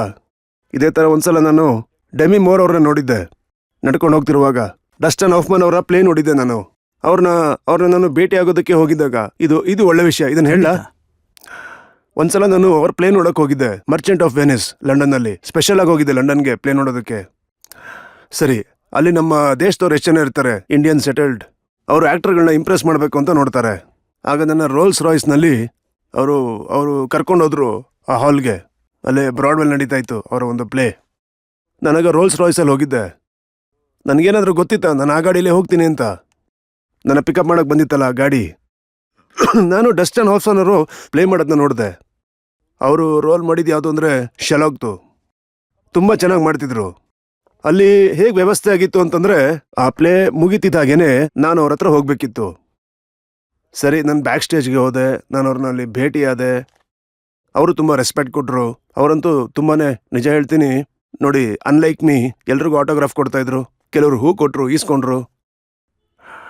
ಬ್ರಿಟನ್ನಲ್ಲಿ ಎಲ್ಲಕ್ಕಿಂತ ಕಡಿಮೆ ಬೆಲೆಯ ಗಾಡಿ ನನಗೆ ಗೊತ್ತಿದ್ದ ಆ ಟೈಮಲ್ಲಿ ಅಲ್ಲಿ ಹೇಳ್ತಾ ಇದ್ದು ಫೋರ್ಡ್ ಎಸ್ಕಾಟ್. ಒಂದು ಗಾಡಿ ಇತ್ತು, ಫೋರ್ಡ್ ಎಸ್ಕಾಟ್ ಅಂತ. ಡಸ್ಟನ್ ಹಾಫ್ಮನ್ ಅವರು ಎಂಥ ದೊಡ್ಡ ಕಲಾವಿದ್ರು, ಅವ್ರ ಹತ್ರ ಇದ್ದಿದ್ದು ಆ ಗಾಡಿ. ನೋಡಿ ಅವ್ರು ಎಷ್ಟು ಡೌನ್ ಟು ಅರ್ತ್, ಸಿಂಪಲ್ ವ್ಯಕ್ತಿ ಅಂತ. ಆದ್ರೆ ನಾನು ಅಲ್ಲಿಗೆ ಹೋಗಿದ್ದು ರೋಲ್ಸ್ ರಾಯ್ಸ್ನಲ್ಲಿ. ನನಗಾಗ ಎಷ್ಟು ಬೇಜಾರಾಯಿತು ಅಂತಂದ್ರೆ, ನೋಡಿ, ದಿಸ್ ಇಸ್ ಕಾಲ್ಡ್ ಹ್ಯುಮ್ಯಾನಿಟಿ. ನಾನು ಅವ್ರನ್ನ ಕೇಳಿರ್ಲಿಲ್ಲ ನನಗೆ ರೋಲ್ಸ್ ರಾಯ್ಸ್ನ ಕಳಿಸಿ ಅಂತ. ಅವ್ರ ಫ್ರೆಂಡ್ ನನ್ನ ಕರ್ಕೊಂಡು ಹೋಗ್ಬೋದಾಗಿತ್ತು. So this people are simple people. ನಮ್ಮಲ್ಲಿ ಕೆಲವರಿಗೆ ತೋರ್ಕೆ ಜಾಸ್ತಿ. ದೊಡ್ಡ ಗಾಡಿ, 4 ಬಾಡಿ ಗಾರ್ಡ್ಗಳು, ಕಣ್ಣು ಗ್ಲಾಸಸ್ಸು ಎಲ್ಲ ಸಿಂಪಲ್ ಆಗಿರಿ, ಆಯ್ತಾ? ಮತ್ತೆ ಯಾರು ಬಾಡಿ ಬಿಲ್ಡ್ ಮಾಡ್ತಿದ್ದಾರಲ್ಲ ಅವ್ರ ಬಗ್ಗೆ ಕೂಡ ನಿಮಗೆ ಸಮಸ್ಯೆ ಇದೆ. ಇಲ್ಲ ನೋಡಿ, ಆರೋಗ್ಯವಾಗಿರೋದು ಅದು ಪ್ರಯಾರಿಟಿ. ನಮ್ಮ ಟೈಮಲ್ಲಿ ಈ ತರ ಯಾರು ಇರಲಿಲ್ಲ, ನಮಗೆ ಅದರ ಅವಶ್ಯಕತೆನೂ ಇರಲಿಲ್ಲ. ಆದ್ರೆ ಈಗ ಏನ್ ನೋಡ್ತಾ ಇದ್ದೀನಿ ಅಂದ್ರೆ, ಒಂದು ಬೇಜಾರಾಗೋ ವಿಷಯ ಏನು ಅಂತಂದ್ರೆ, ರಜತ್ ಅವರೇ, ತುಂಬಾ ಜನ ಹೇಗೆ ಅಂದ್ರೆ ಈ ಮಸಲ್ಸ್ನ ಮಾಡೋದ್ರಲ್ಲಿ ಬ್ಯುಸಿ ಆಗಿರ್ತಾರೆ, ಅದಕ್ಕೆ ಅಂತ ಹೆಚ್ಚು ಸಮಯ ಕೊಡ್ತಾರೆ. ಆಕ್ಟಿಂಗ್ ಅನ್ನೋ ಮಸಲ್ ಅಲ್ಲಿ ಸ್ವಲ್ಪ ವೀಕ್ ಆಗಿರ್ತಾರೆ. ಸೊ ನಾನು ಏನ್ ಹೇಳೋದು ಅಂದ್ರೆ, ಇದು ಹಾಗಲ್ಲ, ನಾನು ತುಂಬಾ ದೊಡ್ಡ ಇಂಪಾರ್ಟೆಂಟ್ ವ್ಯಕ್ತಿ ಹೇಳ್ತಾ ಇದ್ದೀನಿ ಅಂತಲ್ಲ. ನಾನು ಹೇಳೋದೇನೆಂದ್ರೆ, ಅದ್ರ ಜೊತೆಗೇನೆ ಸ್ವಲ್ಪ ಆಕ್ಟಿಂಗ್ ಕಡೆನೂ ಗಮನ ಕೊಟ್ರೆ ಇನ್ನೂ ಚೆನ್ನಾಗಿರುತ್ತೆ ಅಂತ. ಮಸಲ್ಸ್ನ ಮಾತ್ರ ಗಟ್ಟಿಯಾಗಿ ಇಟ್ಕೊಂಡ್ರೆ ಏನ್ ಚೆನ್ನಾಗಿರುತ್ತೆ? ಈಗ ಬಚ್ಚನ್ ಸರ್ನೇ ತಗೊಳ್ಳಿ, ಅವ್ರು ಯಾವತ್ತೂ ಮಸಲ್ ಮಾಡಿಲ್ಲ. ಯಾರು ಹೇಳ್ತಾರೆ ಅವ್ರು ಮಸಲ್ನ ಬಿಲ್ಡ್ ಮಾಡಿ ಗೆದ್ದಿದ್ದು ಅಂತ? So it is good to be healthy, good to be healthy. ಇದು ಒಳ್ಳೆ ವಿಷಯನೇ. ಈ ಜನರೇಷನ್ ಏನಿದೆ is very conscious about their body. ಆದ್ರೆ ಏನಾಗುತ್ತೆ, ಇದು ನನ್ನ ಯೋಚನೆ. ಈಗ ಆಕ್ಟರ್ ಕ್ಯಾಮ್ರಾನ ಫೇಸ್ ಮಾಡ್ತಿರ್ಬೇಕಾದ್ರೆ ಅವ್ನಿಗೆ 6 ಪ್ಯಾಕ್ ಇರುತ್ತೆ ಅಂತ ಅನ್ಕೊಳ್ಳಿ, ಅವ್ರ ಹಾವಭಾವನೆ ಚೇಂಜ್ ಆಗ್ಬಿಡುತ್ತೆ. ಅವರು ಜಾಸ್ತಿ ತಮ್ಮ ಬಾಡಿ ಮೇಲೆ ಕಾನ್ಸಂಟ್ರೇಟ್ ಮಾಡಿ ಆಕ್ಟಿಂಗ್ ಕಡೆ ವೀಕ್ ಆಗ್ಬಿಡ್ತಾರೆ. ಈಗ ಆ ರೀತಿ ಬಾಡಿ ಮಾಡೋರನ್ನ ನೀವೇ ಬೇಕಾದ್ರೆ ಅಬ್ಸರ್ವ್ ಮಾಡಿ, ಅವರ ಒಂದು ಸ್ಟಾನ್ಸ್ ಏನಿರುತ್ತೆ, ಬಾಡಿ ಲ್ಯಾಂಗ್ವೇಜ್ ಏನಿರುತ್ತೆ, ಎಲ್ಲನೂ ಬದಲಾಗ್ಬಿಡುತ್ತೆ. ಅವರು ನಾರ್ಮಲ್ ಆಗಿರ್ತಾರೆ, ಈಗ ಕ್ಲಾಪ್ ಬರುತ್ತೆ, start sound, camera ready, action, sudden ಆಗಿ ಅವ್ರ ಹತ್ರ ಚೇಂಜ್ ಆಗ್ಬಿಡ್ತಾರೆ. ಯಾವ ತರ ಅಂದ್ರೆ ಈ ತರ ಸ್ಟಾನ್ಸ್ ಆಗ್ಬಿಡುತ್ತೆ. ಅಲ್ಲಪ್ಪ, ನೀನ್ ಏನ್ ಮಾಡ್ಬೇಕಿಲ್ಲಿ? ಆಕ್ಟಿಂಗ್ ನ ನ್ಯಾಚುರಲ್ ಆಗಿ ಮಾಡ್ಬೇಕು, ರೋಲ್ ತಕ್ಕಂಗೆ. But you become very conscious because you have very good abs, you got very good body, good physics, you want to show that. ನಾನು ನನ್ನ ಪ್ರಕಾರ ನಾನು ಅನ್ಸಿದ್ನ ಹೇಳಿದೆ ಅಷ್ಟೇ. ಆದ್ರೆ ನೋಡಿ, ನೀವು ಆಮೀರ್ ಖಾನ್ ಅವರು ಮೊದಲಿಗೆ ವೆಯ್ಟ್ ನೋಡಿ, ಅದಂತೂ ಒಪ್ಕೋಬೇಕಾಗಿರೋ ವಿಷಯ. ಅದನ್ನ ಮಾಡಿದ್ದು ರೋಲ್ಗೋಸ್ಕರ ಅಲ್ವಾ? ಮೊದಲು ವೆಯ್ಟ್ ಹಾಕಿದ್ರು, ಆಮೇಲೆ ಏನ್ ಮಾಡಿದ್ರು, ಅವ್ರನ್ನವರು ಫಿಟ್ ಆಗಿ ಇಟ್ಕೊಂಡ್ರು. ಅದು ಆ ಪಾತ್ರಕ್ಕೆ ಬೇಕಾಗಿತ್ತು, ಅವ್ರ ಕೆಲ್ಸಕ್ಕೋಸ್ಕರ ಹಾಗೆ ಮಾಡಿದ್ರು. ಈಗಿನವ್ರು ಮಾಡತ್ತಾರ, ಅವ್ರೇನ್ ಮಾಡ್ಲಿಲ್ವಲ್ಲ. ಆಗ ಅಮೀರ್ ಬಿಡಿ, ಅವ್ರು ಯಾವಾಗ್ಲೂ ಆಕ್ಟಿಂಗ್ ಬಗ್ಗೆನೆ ಕಾನ್ಸಂಟ್ರೇಟ್ ಮಾಡೋದು. ಮತ್ತೆ ಸಲ್ಮಾನ್ ಕೂಡ ಎಲ್ರು ಮಾಡಿದ್ದಾರೆ. ಸಲ್ಮಾನ್ ಮಾಡಿದ್ದಾರೆ, ಶಾರುಖ್ ಮಾಡಿದ್ದಾರೆ, ಅಕ್ಷಯ್ ಕುಮಾರ್ ನೋಡಿ, he so healthy, he so fit. So ಯಾರ್ಯಾರು ಮಾಡ್ತಾರೋ, ಈಗ ರಣಬೀರ್ ಕೂಡ ಮಾಡ್ತಿದ್ದಾನೆ ಒಂದು ಸಿನಿಮಾಗೆ. He is playing some role. ಯಾವ ತರ ಅಂದ್ರೆ ಯಾವ್ದೋ ಬಾಡಿ ಬಿಲ್ಡಿಂಗ್ ಕತೆ. ನಾನೇನು ಅವನ್ನ ಈ ತರ ಸ್ಯಾಂಡೋ ತರ ಆಗು ಅಂತ ಹೇಳಲ್ಲ.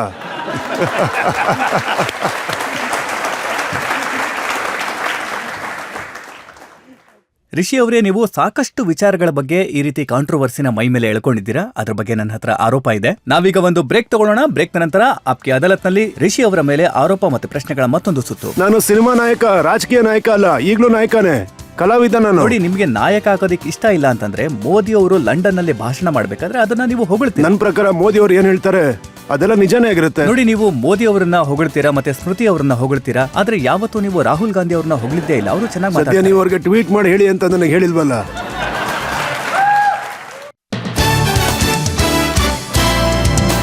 Welcome back. ಆಪ್ಕೆ ಅದಾಲತ್ನಲ್ಲಿ ಇವತ್ತಿನ ನಮ್ಮ ಅತಿಥಿ ರಿಷಿ ಕಪೂರ್. ಆಪ್ಕೆ ಅದಾಲತ್ನಲ್ಲಿ ಮುಂದಿನ ಆರೋಪ.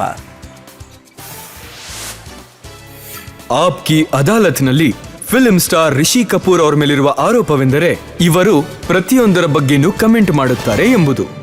ರಿಷಿ ಅವರೇ, ಈಗ ನೋಡಿ, ನಿಮಗೆ ಸಂಬಂಧವೇ ಇರೋದಿಲ್ಲ, ಅದ್ರ ಬಗ್ಗೆ ಟ್ವೀಟ್ ಮಾಡ್ತೀರಾ, ಪ್ರತಿ ರಾತ್ರಿ ಟ್ವೀಟ್ ಮಾಡ್ತೀರಾ. ಈಗ ಬಿಹಾರದಲ್ಲಿ ಮಧ್ಯಾಹ್ನ ನಿಷೇಧ ಮಾಡಿದ್ರೆ ನೀವು ಹೇಳ್ತೀರಾ ಬಿಹಾರಕ್ಕೆ ನಾನು ಹೋಗಲ್ಲ.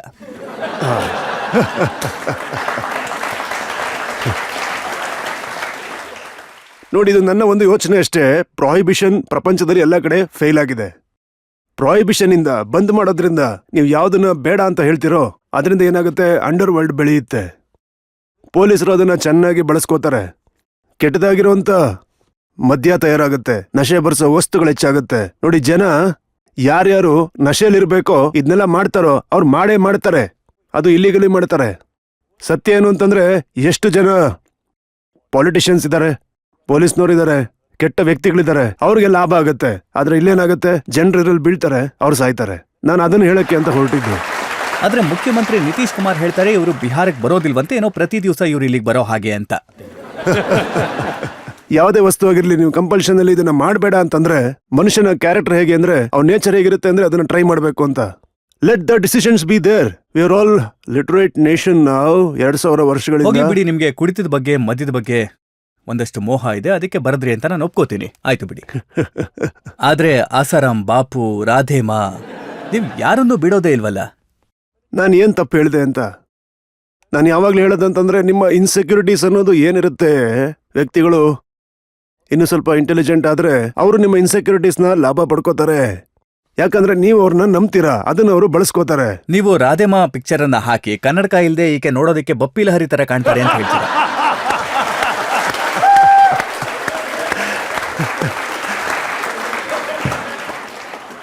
ಯಾರ ಮನ್ಸಿಗೂ ಬೇಜಾರು ಮಾಡ್ಕೋಬೇಡಿ. ನಾನು ಯಾರ ಮನ್ಸಿಗೂ ನೋವು ಮಾಡೋದಕ್ಕೆ ಇಷ್ಟ ಇಲ್ಲ. ನಾನು ಹೇಳಕ್ ಹೊರಟಿದ್ದೇನು ಅಂದ್ರೆ, ಅಲ್ಲ ಇವ್ರು ಯಾವ ತರ ಗುರುಗಳು, ಯಾವ ತರ ಇವರು ಅಂತ. ಮೈ ಮೇಲೆ ತುಂಬಾ ಚಿನ್ನ ಇದೆ, ಅದಕ್ಕೆ ನನ್ಗನ್ಸಿದ್ದವರು ಬಪ್ಪಿಲೇರಿ ತಂಗಿ ಇರಬೇಕು ಅಂತ. ನೋಡಿ, ಈಗ ಅವರ ಫಾಲೋಯಿಂಗ್ ಏನಿರುತ್ತೆ, ಅವ್ರನ್ನ ಯಾರು ನಂಬ್ತಾ ಇರ್ತಾರೆ. ನನಗೆ ಅವ್ರ ಮೇಲೆ ಯಾವುದೇ ರೀತಿಯಾದ ಪರ್ಸನಲ್ ಅಜೆಂಡಾ ಇಲ್ಲ, ಹೇಳ್ತೀನಿ. ಆದ್ರೆ ಯೋಚನೆ ಮಾಡೋ ವಿಚಾರ ಅಂದ್ರೆ, ಕೆಲವರು ಇಂಥ ಜನರ ಲಾಭ ಪಡ್ಕೋತಾರೆ, ಗೊತ್ತಿಲ್ದಂಗೆ ಪಡ್ಕೋತಾರೆ. ನಿಮ್ಮ ವೀಕ್ನೆಸ್ಸಸ್ನ ಅವರು ಎಷ್ಟು ಇಂಟೆಲಿಜೆಂಟ್ ಅಂತಂದ್ರೆ ಅವ್ರ ಕೆಲಸನ ಅವರು ಮುಂದುವರಿಸ್ತಾ ಇರ್ತಾರೆ ನಿರಂತರವಾಗಿ. ನೀವು ಬಾಬಾ ರಾಮ್ ರಹೀಂ ಬಗ್ಗೆ ಕೂಡ ಮಾತಾಡಿದ್ರಿ. ನಾನಿವರ ಪಾತ್ರ ಮಾಡೋದಕ್ಕೆ ಸಿದ್ಧ ಇದ್ದೀನಿ, ನನ್ನ ಮೇಲೆ ಕೇಸ್ ಹಾಕಿ ನೋಡೋಣ ಅಂತ. ನನಗೆ ನೆನಪಾಗ್ತಿಲ್ಲ. ಒಂದ್ಸಲ ಭೇಟಿಯಾಗಿದ್ವಿ, ತುಂಬಾ ಚೆನ್ನಾಗಿತ್ತು, ಒಳ್ಳೆ ವ್ಯಕ್ತಿ ಅವರು. ಬಟ್ ನಾನು ಏನಾದರೂ ರೋಲ್ ಮಾಡಬೇಕು ಅಂತಿದ್ರೆ, ನನಗೇನಾದ್ರೂ ಆ ಒಂದು ರೋಲ್ ಮಾಡೋ ಅವಕಾಶ ಸಿಕ್ಕಿದ್ರೆ, ರೋಲ್ ಮಾಡೋದಕ್ಕೆ ನಾನು ಅವ್ರನ್ನ ಇನ್ಸ್ಪಿರೇಷನ್ ಆಗಿ ತಗೋಬೋದಲ್ವಾ? ಇವರನ್ನ ಅನುಕರಣೆ ಮಾಡಿದ್ದಕ್ಕೇನೆ ಕೀಕು ಶಾರದಾ ಮೇಲೆ ಕೇಸ್ ಆಗಿದ್ದು. ಇದನ್ನ ನೋಡಿ. ಓಕೆ. ಮತ್ತೆ ನಿಮ್ಮ ಟ್ವೀಟ್ ನಿಮ್ಗೆ ನೆನಪಿಲ್ಲ, ಬಹುಶಃ ನೀವು ರಾತ್ರಿ ಟ್ವೀಟ್ ಮಾಡಿರ್ಬೇಕು. ಏನು? ನೀವು ಹೇಳಿದ್ರಿ ನಾನಿಂತ ಪಾತ್ರ ಮಾಡೋದಕ್ಕೆ ಸಿದ್ಧ ಇದ್ದೀನಿ, ನನ್ನನ್ನು ಅರೆಸ್ಟ್ ಮಾಡಿ ನೋಡೋಣ ಅಂತ. ಅಲ್ಲ, ಇದ್ರಲ್ಲಿ ತಪ್ಪೇನಿದೆ? ನಾನು ಕಲಾವಿದನಿಗೆ ಇನ್ಸ್ಪಿರೇಷನ್ ಅನ್ನೋದು ಸೊಸೈಟಿಯಿಂದ ಬರುತ್ತೆ ತಾನೇ. ಜನರಿಂದ ಇನ್ಸ್ಪಿರೇಷನ್ ತಗೋತೀನಿ ಏನಾದರೂ ಮಾಡಬೇಕು ಅಂದ್ರೆ. ಈಗ ಮಾಡಬೇಕು ಅಂತ ಅನ್ಕೊಂಡ್ರೆ ಏನ್ ತಪ್ಪು? ತುಂಬಾ ದೊಡ್ಡ ಕಾಂಟ್ರವರ್ಸಿ ಯಾವಾಗ ಆಗಿತ್ತು ಅಂತಂದ್ರೆ, ನೀವು ಗಾಂಧಿ ಕುಟುಂಬದ ಹೆಸರಲ್ಲಿ ಒಂದು ಟ್ವೀಟ್ ಅನ್ನ ಮಾಡಿ ಹೇಳಿದ್ರಿ. ರಾಜೀವ್ ಗಾಂಧಿ ಹೆಸರಲ್ಲಿ, ಸೋನಿಯಾ ಗಾಂಧಿ ಹೆಸರಲ್ಲಿ, ಇಂದಿರಾ ಗಾಂಧಿ ಅವರ ಹೆಸರಲ್ಲಿ ಬಿಲ್ಡಿಂಗ್ಸ್ ಇದೆ, ರೋಡ್ಸ್ ಇದೆ, ಹೋಟೆಲ್ಸ್ ಇದೆ, ಏರ್ಪೋರ್ಟ್ಸ್ ಇದೆ, ಈ ಎಲ್ಲ ಹೆಸರನ್ನ ಬದಲಾಯಿಸಬೇಕು ಅಂತ. ಮೊದಲು ಒಂದು ವಿಚಾರನ ಸ್ಪಷ್ಟನೆ ಮಾಡ್ಬಿಡ್ತೀನಿ. ನನಗೆ ಯಾವುದೇ ರೀತಿ ಆಸ್ಪಿರೇಷನ್ ಇಲ್ಲ ರಾಜಕಾರಣಿ ಆಗ್ಬೇಕು ಅಂತ. ಇಲ್ಲಾಂದ್ರೆ ನಾನು ಹೇಳಿದ್ದು ಏನಕ್ಕೆ ಹೇಳಿದ್ದು ಅಂತಂದ್ರೆ, ರೂಲಿಂಗ್ ಪಾರ್ಟಿನ ಪ್ಲೀಸ್ ಮಾಡೋದಕ್ಕಲ್ಲ. ಕಾಂಗ್ರೆಸ್ನವರು ಅಂತ ಹೇಳ್ತಾ ಇದ್ದಾರೆ, ಬಿಜೆಪಿಯವ್ರನ್ನ ಖುಷಿ ಪಡಿಸೋದಕ್ಕೆ ನೀವು ಈ ರೀತಿ ಎಲ್ಲ ಮಾಡ್ತಾ ಇದ್ದೀರಾ ಅಂತ. ನೋಡಿ, ನಾನು ಯಾವತ್ತೂ ಹೇಳಿಲ್ಲ ನಾನು ಯಾವುದೇ ಒಂದು ಪಾರ್ಟಿಯ ಅಗೇನ್ಸ್ಟ್ ಆಗಿದ್ದೀನಿ ಅಂತ. ನಾನು ಹೇಳಿದ್ದು ಅದನ್ನ ಚೆನ್ನಾಗಿ ಯೋಚಿಸಿ ಆಮೇಲೆ ಕಮೆಂಟ್ ಮಾಡಿದ್ದು. ಅಲ್ಲ, ಏನ್ ಅವಶ್ಯಕತೆ ಇದೆ? ಪ್ರತಿಯೊಂದು ಸಿಟಿನಲ್ಲೂ, ಭಾರತದ ಪ್ರತಿಯೊಂದು ಸಿಟಿನಲ್ಲೂ ಯಾವ ಯಾವ ಸಂಪತ್ತಿದೆ, ನ್ಯಾಷನಲ್ ಅಸೆಟ್ ಅಂತ ಏನಿದೆ, ಅದರ ಹೆಸರನ್ನ ಅವರ ಫ್ಯಾಮಿಲಿಯಿಂದನೇ ಇಡ್ಬೇಕಾ? ಅಲ್ಲ, ನಮ್ಮ ದೇಶದ ಜನರಲ್ಲಿ ನಿಜವಾದ ನಗರಗಳನ್ನ ಕಟ್ಟದಂತ ದೊಡ್ಡ ದೊಡ್ಡ ವ್ಯಕ್ತಿಗಳಿಲ್ವಾ? ದೇಶನ ಆಳ್ದವ್ರಿಲ್ವಾ? ನೋಡಿ, ಎಲ್ಲ ಮಾತುಗಳನ್ನ, ನಾನು ಈ ಮಾತುಗಳನ್ನ ಯಾರನ್ನ ಇಂಪ್ರೆಸ್ ಮಾಡೋದಕ್ಕೆ ಅಥವಾ ಪದ್ಮಶ್ರೀ ಅವಾರ್ಡ್ ತಗೊಳ್ಳೋದಕ್ಕೆ, ಇಲ್ಲ ರಾಜ್ಯಸಭೆಯಲ್ಲಿ ಮೆಂಬರ್ಶಿಪ್ ತಗೊಳ್ಳೋದಕ್ಕೆ, ಇಲ್ಲ ಪೊಲಿಟಿಷಿಯನ್ ಆಗೋದಕ್ಕೆ ಮಾತಾಡ್ಲಿಲ್ಲ. ಒಬ್ಬ ನಾಗರಿಕ, ನಾನು tax paying citizen of this country. ನಾನು ಒಂದು ಪ್ರಶ್ನೆ ಹಾಕ್ದೆ, ಸತ್ಯನ ಕೇಳ್ದೆ. ನನಗೆ ನಿಜವಾಗ್ಲೂ ಗೌರವ ಇದೆ ನೆಹರು ಮತ್ತೆ ಗಾಂಧಿ ಫ್ಯಾಮಿಲಿ ಅವ್ರ ಬಗ್ಗೆ. ನಮ್ಮ ಪಂಡಿತ್ ಜವಾಹರ್ಲಾಲ್ ನೆಹರು ಅವರು, ಇಂದಿರಾ ಗಾಂಧಿ ಅವರು, ರಾಜೀವ್ ಗಾಂಧಿ ಅವರು, ಇವರೆಲ್ಲ ನಮ್ಮ ದೇಶದ ಒಳ್ಳೊಳ್ಳೆ ಲೀಡರ್ಗಳು. ನಾನು ಅವ್ರಿಗೆ ಬಹಳಷ್ಟು ಗೌರವ ಕೊಡ್ತೀನಿ. ಕಪೂರ್ ಪರಿವಾರ ಯಾವತ್ತೂ ಕಾಂಗ್ರೆಸ್ ಪರವಾಗೇ ಇದೆ. ಬಟ್ ನನ್ನ ಪಾಯಿಂಟ್ ಏನು ಅಂತಂದ್ರೆ, ಅವರ ಒಂದು ಪಾರ್ಟಿ ಏನಿದೆ, ಪಾರ್ಟಿ ಅವ್ರನ್ನ ಖುಷಿ ಪಡಿಸೋದಕ್ಕೆ ಸೈಕೋಫ್ಯಾಂಟ್ ನ ಪ್ರತಿ ವಸ್ತು ಮೇಲೂ ಅವ್ರ ಹೆಸರೇ ಇಡಬೇಕು ಅಂತನಾ? ರಿಷಿಜಿ ಅವರು ನನಗೆ ಒಂದ್ ನಿಮಿಷ, ನನಗೆ ಗೊತ್ತಾಗ್ಬೇಕು. ಈ 2009ರಲ್ಲಿ ಮುಂಬೈಯಲ್ಲಿ ಬ್ಯಾಂಡ್ರಾ ಕುರ್ಲಾ ಕಾಂಪ್ಲೆಕ್ಸ್ ಅಂತ ಒಂದು ಬ್ರಿಡ್ಜ್ ಮಾಡಲಾಯ್ತು. ಬ್ಯಾಂಡ್ರಾ ವರ್ಲಿ ಲಿಂಕ್ ಬ್ರಿಡ್ಜ್ ಆಯ್ತು. 2009ನಲ್ಲಿ ಒಂದು ಕಮಿಷನ್ ಬಂತು. ಹಾಗೆ ರಾಜೀವ್ ಗಾಂಧಿ ಅವರ ಸಾವು ಯಾವಾಗಾಗಿತ್ತು? 91ನಲ್ಲಿ ಅಲ್ವಾ? 91 ಅಲ್ಲ, 2009ನಲ್ಲಿ ನೀವು ಅದಕ್ಕೆ ಅವ್ರ ಹೆಸರನ್ನ ಇಟ್ಬಿಟ್ರೆ, ಆ ಬ್ರಿಡ್ಜ್ ನ ಹೆಸರು JRD ಟಾಟಾ ಅವ್ರ ಹೆಸರಲ್ಲಿ ಯಾಕಿಲ್ಲ? JRD ಟಾಟಾ ಅವ್ರದ್ದು ಎಷ್ಟೆಲ್ಲ ಕಾಂಟ್ರಿಬ್ಯೂಷನ್ ಇದೆ ನಮ್ಮ ದೇಶಕ್ಕೆ. ನಮ್ಮಲ್ಲಿ ಇನ್ನೊಂದಷ್ಟು ಪೊಲಿಟಿಷಿಯನ್ಸ್ ಇದ್ದಾರೆ, ಒಂದಷ್ಟು ನಾಗರಿಕರಿದ್ದಾರೆ, ಅವರಿಂದನೂ ದೇಶಕ್ಕೆ ದೊಡ್ಡ ಕಾಂಟ್ರಿಬ್ಯೂಷನ್ಸ್ ಆಗಿದೆ. ಅವ್ರ ಹೆಸರನ್ನ ಇಡಿ, ಜನ ಅವ್ರನ್ನು ನೆನೆಸ್ಕೊಳ್ಳಿ. ಡೆಲ್ಲಿ ನಗರದಲ್ಲಿ ಇಟ್ ಸೆಲ್ಫ್ ನನಗೆ ಒಬ್ರು ಟ್ವೀಟ್ ಮಾಡಿದ್ರು, ನನಗೆ ಫೋಟೋ ಕೂಡ ಕಳಿಸಿದ್ರು. ನನ್ನ ಫೋನಲ್ಲಿ ಆ ಫೋಟೋ ಇನ್ನೂ ಇದೆ. 64 ಪ್ಲೇಸಸ್ ನ್ಯಾಷನಲ್ ಅಸೆಟ್ ಡೆಲ್ಲಿ ಸಿಟಿನಲ್ಲಿ, which is known by their name. ಅಲ್ಲ, ಒಂದು ಸಾಕಲ್ವಾ ನೆನ್ಪಿಟ್ಕೊಳ್ಳೋದಕ್ಕೆ? ಪ್ರತಿ ಸ್ಟೇಡಿಯಂ, ಪ್ರತಿ ಏರ್ಪೋರ್ಟ್, ಪ್ರತಿ ಜಾಗ ಎಲ್ಲ ಕಡೆ ಅವರೇ ಇರ್ಬೇಕಾ? ರಿಷಿ ಅವರೇ, ಕಾಂಗ್ರೆಸ್ಸಿಗರೇ ನಾನು ಯಾರನ್ನು ವಿರೋಧ ಮಾಡ್ಲಿಲ್ಲ. ನಾನು ಈ ಪ್ರಶ್ನೆನ ಎತ್ತಿದ್ದು ಯಾಕೆ ಅಂತಂದ್ರೆ, ಈಗ ಮುಂದಿನ ದಿನಗಳಲ್ಲಿ ಮುಂದಕ್ಕೆ ಇದನ್ನ ನೋಡಿದಂತವ್ರು ತುಂಬಾ ಕಾನ್ಶಿಯಸ್ ಆಗ್ಬೋದು, ಇವ್ರ ಹೆಸರಲ್ಲಿ ತುಂಬಾ ಆಗಿದೆ ಅಂತ. ರಿಷಿ ಅವರೇ, ಕಾಂಗ್ರೆಸ್ನವರು ಹೇಳ್ತಾ ಇದ್ದಾರೆ ಎಲ್ಲ ಹೆಸರುಗಳನ್ನ ಚುನಾಯಿತ ಸರ್ಕಾರಗಳು ಇಟ್ಕೊಂಡಿವೆ. ನೀವ್ ಯಾರು? ನೋಡಿ, ಅವ್ರು ಹೇಳ್ತಾ ಇದ್ದಾರೆ, ನಾನು ಈ ದೇಶದ ನಾಗರಿಕ, ನನಗೆ ಹಕ್ಕಿದೆ, ನಾನು ಈ ಪ್ರಶ್ನೆನ ಎತ್ತಬಹುದು. ಯಾಕೆ ಆಗಲ್ವಾ? ನನಗೆ ಈ ವಿಚಾರವಾಗಿ ಯಾವುದೇ ಭಯ ಇಲ್ಲ. ಇದನ್ನ ನಾನು ಹೇಳಿದ್ದೀನಿ ಅಂತಂದ್ರೆ ಯೋಚನೆ ಮಾಡ್ಬಿಟ್ಟೆ ಹೇಳಿದ್ದೀನಿ. ಅಲ್ಲ, ನೀವೇ ನಿಜ ಹೇಳಿ, ಪ್ರತಿಯೊಂದು ಜಾಗನೂ ಎಲ್ಲವನ್ನೂ ಅವ್ರ ಹೆಸರಲ್ಲೇ ತಿಳ್ಕೋಬೇಕಾ? ಐ ಡೋಂಟ್ ನೋ, ನಾನು ಸರಿ ಹೇಳ್ತಾ ಇದ್ದೀನಾ ಅಥವಾ ತಪ್ಪು ಹೇಳ್ತಾ ಇದ್ದೀನಾ ಗೊತ್ತಿಲ್ಲ. I don't know. Thank you. ನಾನು ಕಾಂಗ್ರೆಸ್ನವ್ರು ಏನ್ ಹೇಳಿದ್ರು ಅದನ್ನ ಹೇಳ್ತಾ ಇದ್ದೀನಿ. ಕಾಂಗ್ರೆಸ್ನವರು ನಿಮ್ಮನ್ನ ಕೇಳಿದ್ರು, ನಿಮ್ಮ ಮನೆ ಹೊರಗೆ ಪ್ರೊಟೆಸ್ಟ್ ಮಾಡಿದ್ರು, ಮತ್ತೆ ಕಲ್ಲನ್ನ ಕೂಡ ಹೊಡೆದಿದ್ರು. ನನ್ನ ಮನೆ ಮುಂದೆ ಕಲ್ಲುಗಳು ಬಿದ್ದಿತ್ತು. ಅವ್ರು ಕೇಳ್ತಾ ಇದ್ದಾರೆ, ರಿಷಿ ಕಪೂರ್ ಯಾರು? ಕರೆಕ್ಟ್ ಮಾತಿದ್ದು, ಸರಿಯಾಗಿ ಹೇಳಿದ್ದಾರೆ. ಎರಡನೇ ದಿನನೇ ಅವ್ರ ಮಾತು ನಿಂತೋಯ್ತು. ಅವ್ರ ಮಾತೆ ನಿಂತೋಯ್ತು. ಏನ್ ಹೇಳ್ತೀರಾ ಇದಕ್ಕೆ? ಹೇಳ್ತಾ ಇರೋದು, ನೀವು ಆಡಳಿತ ಪಕ್ಷವಾದ ಬಿಜೆಪಿ ಅವರನ್ನ ಖುಷಿ ಪಡಿಸೋದಕ್ಕೆ ಇದನ್ನೆಲ್ಲ ಮಾಡ್ತಿದ್ದೀರಾ. ಅಲ್ಲ, ನನಗೆ ಏನ್ ಸಿಗುತ್ತೆ ಅಂತ? ನಾನು ನನ್ನ ರೀತಿಲಿ ಖುಷಿಯಾಗಿದ್ದೀನಿ. ನನ್ನ ರೀತಿಯಲ್ಲಿ ನಾನೇ ರಾಜ. ನಾನೊಬ್ಬ ಕಲಾವಿದ. ನಾನು ಸಿನಿಮಾ ನಾಯಕ, ರಾಜಕೀಯ ನಾಯಕ ಅಲ್ಲ, ಈಗ್ಲೂ ನಾಯಕನೇ, ಕಲಾವಿದ. ನಾನು ನಾಯಕ ಆಗೋದಿಕ್ ಇಷ್ಟ ಇಲ್ಲ ಅಂತಂದ್ರೆ, ಮೋದಿ ಅವರು ಲಂಡನ್ ನಲ್ಲಿ ಭಾಷಣ ಮಾಡ್ಬೇಕಾದ್ರೆ ಅದನ್ನ ನೀವು ಹೊಗಳ್ತೀರಾ. ನನ್ನ ಪ್ರಕಾರ ಮೋದಿ ಅವ್ರು ಏನ್ ಹೇಳ್ತಾರೆ ಅದೆಲ್ಲ ನಿಜಾನೇ ಆಗಿರುತ್ತೆ, ಎಲ್ರಿಗೂ ಗೊತ್ತಿರೋದೆ. ನಾನು ಅವ್ರನ್ನ ಕೇಳ್ಕೊಳ್ಳೋದೇನು ಅಂತಂದ್ರೆ, ಅವ್ರು ಏನ್ ಹೇಳ್ತಾರೋ ಅದನ್ನ ಆದಷ್ಟು ಬೇಗ ಮಾಡಿ ಮುಗಿಸ್ಲಿ ಅಂತ. ಏನ್ ಇಂಪ್ಲಿಮೆಂಟೇಷನ್ ಇದೆ ಅದನ್ನ ಅವ್ರು ಮಾಡ್ಲಿ, ಯಾಕಂದ್ರೆ ನಮಗ್ ಬೇಕಾಗಿದೆ. ಯಾಕಂದ್ರೆ ಈ ಸರ್ಕಾರ ಇವಾಗ ಏನಿದೆ ಅದು ಏನಾದ್ರೂ ಮಾಡ್ಲಿ ಅಂತ ಜನರಾದ ನಾವು ವೆಯ್ಟ್ ಮಾಡ್ತಾ ಇದೀವಿ. ಏನೇನ್ ಪ್ರಾಮಿಸಸ್ ಮಾಡಿದ್ದಾರೆ ಅದನ್ನ ಫುಲ್ಫಿಲ್ ಮಾಡ್ಲಿ ಅಂತ. ನಾನು ಕೂಡ ಪೇಷಂಟ್ಲಿ ತುಂಬಾ ವೆಯ್ಟ್ ಮಾಡ್ತಿದ್ದೀನಿ, ಮತ್ತೆ ನಂಬಿಕೆ ಇದೆ ಅವ್ರದನ್ನ ಮಾಡಿ ಮುಗಿಸ್ತಾರೆ. ಮೋದಿಜಿ ಅವರನ್ನಷ್ಟೇ ಅಲ್ಲ, ಸ್ಮೃತಿ ಇರಾನಿ ಅವರನ್ನು ಕೂಡ ತುಂಬಾ ಹೊಗಳಿದ್ದೀರಾ. ಅವರು ಸಂಸತ್ತಲ್ಲಿ ಭಾವನಾತ್ಮಕವಾಗಿ ಭಾಷಣ ಮಾಡ್ತಿದ್ದಾಗ ನೀವು ಅವ್ರನ್ನ ಲೇಡಿ ಅಮಿತಾಬ್ ಬಚ್ಚನ್ ಅಂತ ಹೇಳಿದ್ರಿ. ಸ್ಮೃತಿ ಅವ್ರ ಜೊತೆ ನಾನು ಫಿಲಂ ಮಾಡ್ತಾ ಇದ್ದೆ.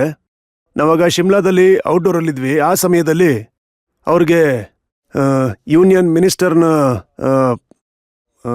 ಟ್ಯಾಗ್ ಕೊಡ್ಲಾಗಿತ್ತು. ಸೊ ಅವರಾದ್ರು, ಐ ಥಿಂಕ್ ಅವರಾಗಿದ್ದು ಹ್ಯೂಮನ್ ರಿಸೋರ್ಸಸ್ ಮಿನಿಸ್ಟರ್. ಒಳ್ಳೆ ಫ್ರೆಂಡು, ಬಟ್ ಅವರು ಆ ಸಿನಿಮಾನ ಬಿಟ್ಬಿಟ್ರು. ಸ್ಮೃತಿ ಅವ್ರ ಬಗ್ಗೆ ಏನ್ ಹೇಳಿದೆ ಆ ಟ್ವೀಟ್ ನ ಓದಿ ಒಂದ್ಸಲ. ಅವರು ಪಾರ್ಲಿಮೆಂಟ್ ಅಲ್ಲಿ ಭಾಷಣ ಮಾಡಿದ್ರು. ಅವರು ತುಂಬಾ ಎಮೋಷನಲ್ ಹಾಗೆ ತುಂಬಾನೇ ಕರೇಜಿಯಸ್ ಆಗಿ ಭಾಷಣ ಮಾಡಿದ್ರು. ಆಗ ಅವರ ವೆರಾಸಿಟಿ ಆಫ್ ಟ್ರೂತ್ ಎಷ್ಟಿತ್ತು ಅಂತ ನಂಗೆ ನಿಜವಾಗ್ಲೂ ಗೊತ್ತಿಲ್ಲ. ಅವರು ಕನ್ವಿನ್ಸ್ ಮಾಡಿದ್ರು, ಅವ್ರು ಏನ್ ಹೇಳ್ತಿದ್ರು ಸರಿಯಾಗಿ ಹೇಳ್ತಿದ್ದಾರೆ ಅಂತ. ನೋಡಿ, ನೀವು ಮೋದಿ ಅವರನ್ನ ಹೊಗಳ್ತೀರಾ, ಮತ್ತೆ ಸ್ಮೃತಿ ಅವರನ್ನ ಹೊಗಳ್ತೀರಾ, ಆದ್ರೆ ಯಾವತ್ತೂ ನೀವು ರಾಹುಲ್ ಗಾಂಧಿ ಅವ್ರನ್ನ ಹೊಗಳಿದ್ದೇ ಇಲ್ಲ. ಅವರು ಚೆನ್ನಾಗಿ ನನಗೆ ರಾಹುಲ್ ಗಾಂಧಿ ಅವರ ಸ್ಟೈಲ್ ತುಂಬಾ ಇಷ್ಟ ಆಗತ್ತೆ. ಈಗ ನೀವಂತೂ ಅವ್ರಿಗೆ ಯಾವತ್ತೂ ಟ್ವೀಟ್ ಮಾಡೇ ಇಲ್ಲ ಅವರ ಇಲ್ಲ ಸ್ಟೈಲ್ ಇಲ್ಲ ಬಗ್ಗೆ. ನಾನು ಅವ್ರಿಗೆ ಟ್ವೀಟ್ ಮಾಡಿ ಹೇಳುವಂತ ಮಾತು ಅವ್ರು ಏನೋ ಆಡೇ ಇಲ್ಲ ಬಿಡಿ.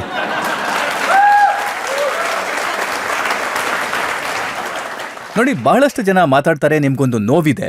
ಇಷ್ಟು ವರ್ಷ ನೀವು ಫಿಲ್ಮ್ ಇಂಡಸ್ಟ್ರಿನಲ್ಲಿ ಕೆಲಸ ಮಾಡಿದ್ದೀರಾ, ಆದ್ರೆ ಕಾಂಗ್ರೆಸ್ ಸರ್ಕಾರ ನಿಮ್ಗೆ ಯಾವತ್ತೂ ಪದ್ಮಶ್ರೀ ಅವಾರ್ಡನ್ನ ಕೊಟ್ಟೇ ಇಲ್ಲ. ಬಹುಶಃ ಮೋದಿ ಅವರು ಕೊಡ್ಬೋದು ನಿಮ್ಗೆ. ಅಲ್ಲ, 40 ವರ್ಷ 44 ಇಯರ್ಸ್ ಕೆಲಸ ಮಾಡ್ತಿರುವಾಗೆ ಕೊಡ್ಲಿಲ್ಲ, ಇನ್ನೀಗೇನು ಕೊಡ್ತಾರೆ? ಈಗ ತಗೊಳ್ಳೋದಕ್ಕೂ ಸಮಯ ಇಲ್ಲ. ನನಗೆ ದುಃಖದ ವಿಚಾರ ಏನು ಅಂತಂದ್ರೆ, ಶಮ್ಮಿ ಕಪೂರ್ಗೂ ಇದೇ ರೀತಿ ಮಾಡ್ಬಿಟ್ರಲ್ಲ ಅಂತ. ನೀವು ಶಮ್ಮಿ ಕಪೂರ್ ಅವ್ರನ್ನು ಹಾನರ್ ಮಾಡ್ಲಿಲ್ಲ. Isn't it sad? ಯಾಕಂದ್ರೆ ನಮ್ಮ ಸರ್ಕಾರದಲ್ಲಿ ಹಾಗೇನೇ ಇಲ್ವಾ? ಡೆಲ್ಲಿನಲ್ಲಿ ಯಾರಾದ್ರೂ ಪುಲ್ ಇದ್ರೆ ಅಥವಾ ನಿಮ್ ಕಡೆಯವ್ರು ಯಾರಾದ್ರೂ ಇದ್ರೆ ಆಗ ಹೋಗಿ ಅವಾರ್ಡ್ನ ಕೊಡ್ತಾರೆ. ಪ್ರಬಲವಾಗಿರೋರಿಗೆ ನೀವು ಕೊಡೋದೇ ಇಲ್ವಲ್ಲ. ಆದ್ರೆ ಈಗ ನಿಮ್ದೇ ಸರ್ಕಾರ ಇದೆಯಲ್ಲ, ಜನ ಹೇಳ್ತಾರೆ. ನನ್ನ ಸರ್ಕಾರ ಎಲ್ಲಿದೆ? ಇದು ಜನತೆಯ ಸರ್ಕಾರ. ನಾನಂತೂ ಬಿಜೆಪಿ ಟ್ವಿಟರಲ್ಲಿ ವಿರುದ್ಧನೂ ನಿಮ್ಗೆ- ಕೆಲವು ಸಲ ಮಾತಾಡಿದ್ದೀನಿ. ಟ್ವಿಟರ್ ಅಲ್ಲಿ ನಿಮ್ಮನ್ನ ಮೋದಿಜಿ ಭಕ್ತರು ಅಂತ ಕರೀತಾರೆ. ಗುಡ್, ನಾನು ನಿಜವಾಗ್ಲೂ ಭಕ್ತಾನೆ, ಆದ್ರೆ ನಾನು ದೇವರಿಗೆ ಭಕ್ತ. ಮತ್ತೆ ಈಗ ಈ ಭಕ್ತ ಅನ್ನೋ ಪದನ ಇಲ್ಲಿ ಯಾವ ಕೊನೋಟೇಷನ್ ಮೇಲೆ ಹೇಳ್ತಾ ಇದ್ದಾರೆ ನನಗಂತೂ ಗೊತ್ತಾಗ್ತಿಲ್ಲ. ಆದ್ರೆ yes, if so be it I am. ಆದ್ರೆ ಇದು ನಿಜ ಅಲ್ವಾ? ಅಮರ್, ಅಕ್ಬರ್, ಆಂಟೋನಿನಲ್ಲಿ ಮೂವರು ಹೀಗಿದ್ದಾರೆ. ಅಮಿತಾಬ್ ಬಚ್ಚನ್ ಇರ್ಬೋದು, ರಿಷಿ ಕಪೂರ್ ಇರ್ಬೋದು, ವಿನೋದ್ ಖನ್ನಾ ಇರ್ಬೋದು, ಮೂವರು ಮೋದಿ ಜೊತೆಗಿದ್ದಾರೆ. ಹೇಗಾಯ್ತು ಅಂದ್ರೆ, ಬಚ್ಚನ್ ಅವ್ರ ಮೇಲೆ ಏನೋ ಒಂದು ಆರೋಪ ಹಾಕಿದಾಗ ಅವರಾಗ ನನ್ನನ್ನು ಎಂಬ್ರಾಯ್ಲ್ ಮಾಡಿದ್ರು ನಾನು ಹೇಳ್ದಾಗೆ. ಆಗ ನಾನೊಂದು ಟ್ವೀಟ್ ಮಾಡಿದ್ದೆ, ಈಗ ಇಬ್ಬರಿದ್ದೀವಿ, ವಿನೋದ್ ಖನ್ನಾ ಅವರು ಏನಾದ್ರು ಮಾತಾಡ್ಬಿಟ್ರೆ ಅಮರ್, ಅಕ್ಬರ್, ಆಂಟೋನಿ 3 ಜನನು ಸರ್ಕಾರದ ಪರ ಅಂತ ಹೇಳ್ಬಿಡ್ತಾರೆ. ಈ ತರ ಏನೋ ಒಂದು ಟ್ವೀಟ್ ಮಾಡಿದ್ದೆ. ಆದ್ರೆ ನೋಡಿ, ನಾನು ಏನ್ ಮಾಡ್ತೀನೋ ಮಜಕ್ಕೋಸ್ಕರ ಮಾಡ್ತೀನಿ. ನಾನು ಯಾರಿಗೂ ತೊಂದರೆ ಕೊಡೋದಕ್ಕೆ ಇಷ್ಟಪಡಲ್ಲ.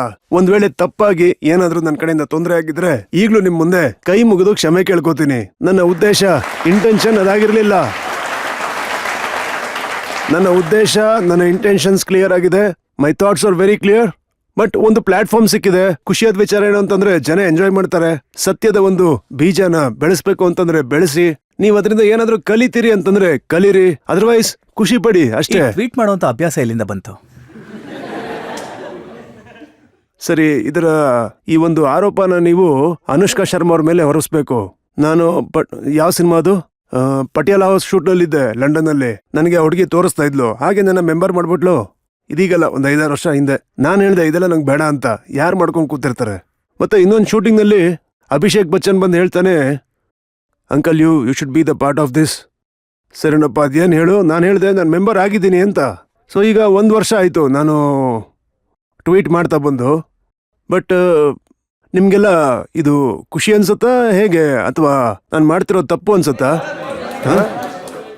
ಈ ವಿರೋಧ್ ಅವರು ಏನ್ ಹೇಳ್ತಾರೆ ಅಂತಂದ್ರೆ, ಇವರು ರಾತ್ರಿ 3-4 ಪೆಗ್ಗನ್ನ ಹಾಕಿದ್ಮೇಲೆ ಟ್ವೀಟ್ ಮಾಡ್ತಾರೆ.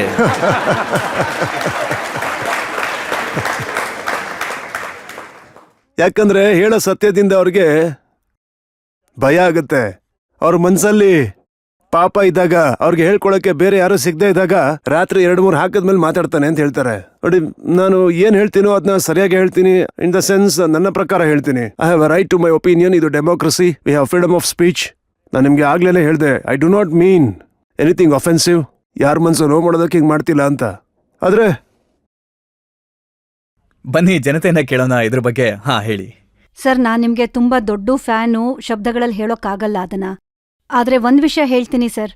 ಒಂದು ವೇಳೆ ನಿಮ್ ಹೆಸರಲ್ಲಿ ನ್ಯಾಷನಲ್ ಎಸೆಟ್ ಆಗಿಲ್ಲ ಅಂತಂದ್ರೆ ಅದು ನಮಿಗೇನೆ ತುಂಬಾ ಕೆಟ್ಟ ವಿಚಾರ ಆಗಿರತ್ತೆ. ದೇಶಕ್ಕೆ ತುಂಬಾ, ಅಂದ್ರೆ ನಿಮ್ ಹೆಸರೆಲ್ಲಾದ್ರೂ ಬಂದ್ರೆ ಅದು ಗೌರವದ ವಿಚಾರ ಆಗಿರತ್ತೆ.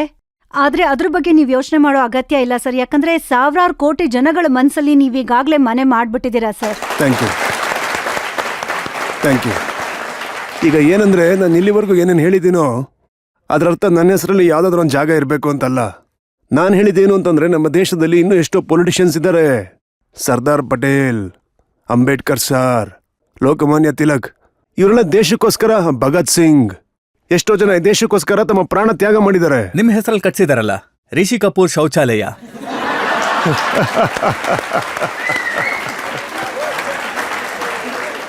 ಇದನ್ನ ಯಾರು ನನಗೆ ಹೇಳಿದ್ರು ಈ ತರ ಮಾಡಿದ್ದಾರೆ ಅಂತ.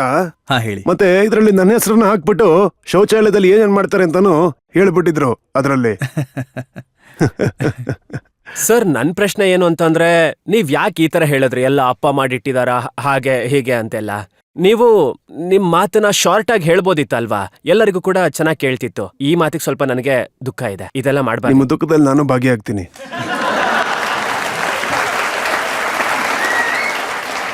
ಅವ್ರಿಗೆ ನಿಮ್ಮ ಮಾತಿನ ಬಗ್ಗೆ ಕಂಪ್ಲೇಂಟ್ಸ್ ಇಲ್ಲ, ನಿಮ್ಮ ಹೇಳಿಕೆಗಳ ಬಗ್ಗೆ ವಿರೋಧ ಇದೆ. ಇಲ್ಲ, ಅವ್ರು ಹೇಳಿದ್ದು ನನಗೆ ಅರ್ಥ ಆಯ್ತು, ಅದಕ್ಕೆ ನಿಮ್ಮ ದುಃಖದಲ್ಲಿ ಭಾಗಿಯಾಗ್ತೀನಿ ಅಂದೆ. ಸರ್, ಸಾಮಾನ್ಯವಾಗಿ ಮನೇಲಿ ಹೆಂಡತಿ ಮಾತೇ ನಡೆಯೋದು. ನಿಮ್ಮನೇಲಿ ನೀತು ಮಾತ್ ನಡೆಯತ್ತಾ ಅಥವಾ ನಿಮ್ದಾ? ಸಂದರ್ಭಗಳು ಹೇಗೆ ಅಂದ್ರೆ ಯಾವಾಗ ಯಾರು ನಡೀತೆ ಅಂತಾನೆ ಗೊತ್ತಿಲ್ಲ.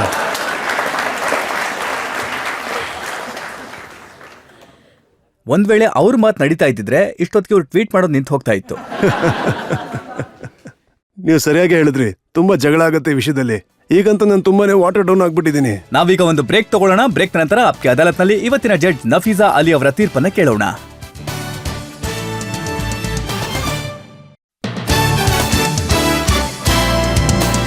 Welcome back. ಆಪ್ಕೆ ಅದಾಲತ್ನಲ್ಲಿ ಇವತ್ತು ನಾವು ಮೊಕದ್ದಮೆ ನಡೆಸಿದ್ದು ಸೂಪರ್ ಸ್ಟಾರ್ ರಿಷಿ ಕಪೂರ್ ಅವರ ಮೇಲೆ. ನಾವು ಕೇಳಿದ್ವಿ ಅವರನ್ನ ಅವರ ಜೀವನದ ಬಗ್ಗೆ, ಅವರ ಕಾಂಟ್ರವರ್ಸಿಗಳ ಬಗ್ಗೆ, ಮತ್ತೆ ಅವರ ಸಿನಿಮಾ ಜೀವನದ ಬಗ್ಗೆ. ಮತ್ತೆ ಅವರು ಪ್ರತಿ ಪ್ರಶ್ನೆಗೂ ಮುಕ್ತವಾಗಿ ಉತ್ತರ ಕೊಟ್ಟಿದ್ದಾರೆ. ಆದ್ರೆ ಈಗ ಸಮಯ ಬಂದಿದೆ ಆಪ್ಕೆ ಅದಾಲತ್ನಲ್ಲಿ ಇವತ್ತಿನ ಜಡ್ಜ್ ನಫೀಸ್ ಅಲಿ ಅವರ ತೀರ್ಪಿನ ಸಮಯ. ಪಾಡ್ಕಾಸ್ಟ್ ಮುಖಾಂತರ ರಜತ್ ಜಿ ಅವರು ಹೇಗೆ ಕ್ಲಾಸ್ ತಗೊಂಡಿದ್ದಾರೆ ಅಂತಂದ್ರೆ, ಚಿಂಟು ಅವ್ರಿಗೆ ಯಾಕ್ ಚೆನ್ನಾಗಿದೆ ಅಂದ್ರೆ, ಯಾಕಂದ್ರೆ ಇವ್ರ ಮಾತು ಕೇಳೋದ್ರಿಂದ ನಮ್ಗೆ ತುಂಬಾ ಕಲಿಯೋದಿಕ್ಕೆ ಸಿಗುತ್ತೆ. ದೇಶದ್ ಬಗ್ಗೆ ಆಗ್ಲಿ, ಸಿನಿಮಾ ಬಗ್ಗೆ ಆಗ್ಲಿ, ನೀವು ಹೇಳೋ ಪ್ರಕಾರ ನಿಮ್ಗೆ ಯಾವುದೇ ತರವಾದ ಪೊಲಿಟಿಕಲ್ ಲೀನಿಂಗ್ ಇಲ್ಲ.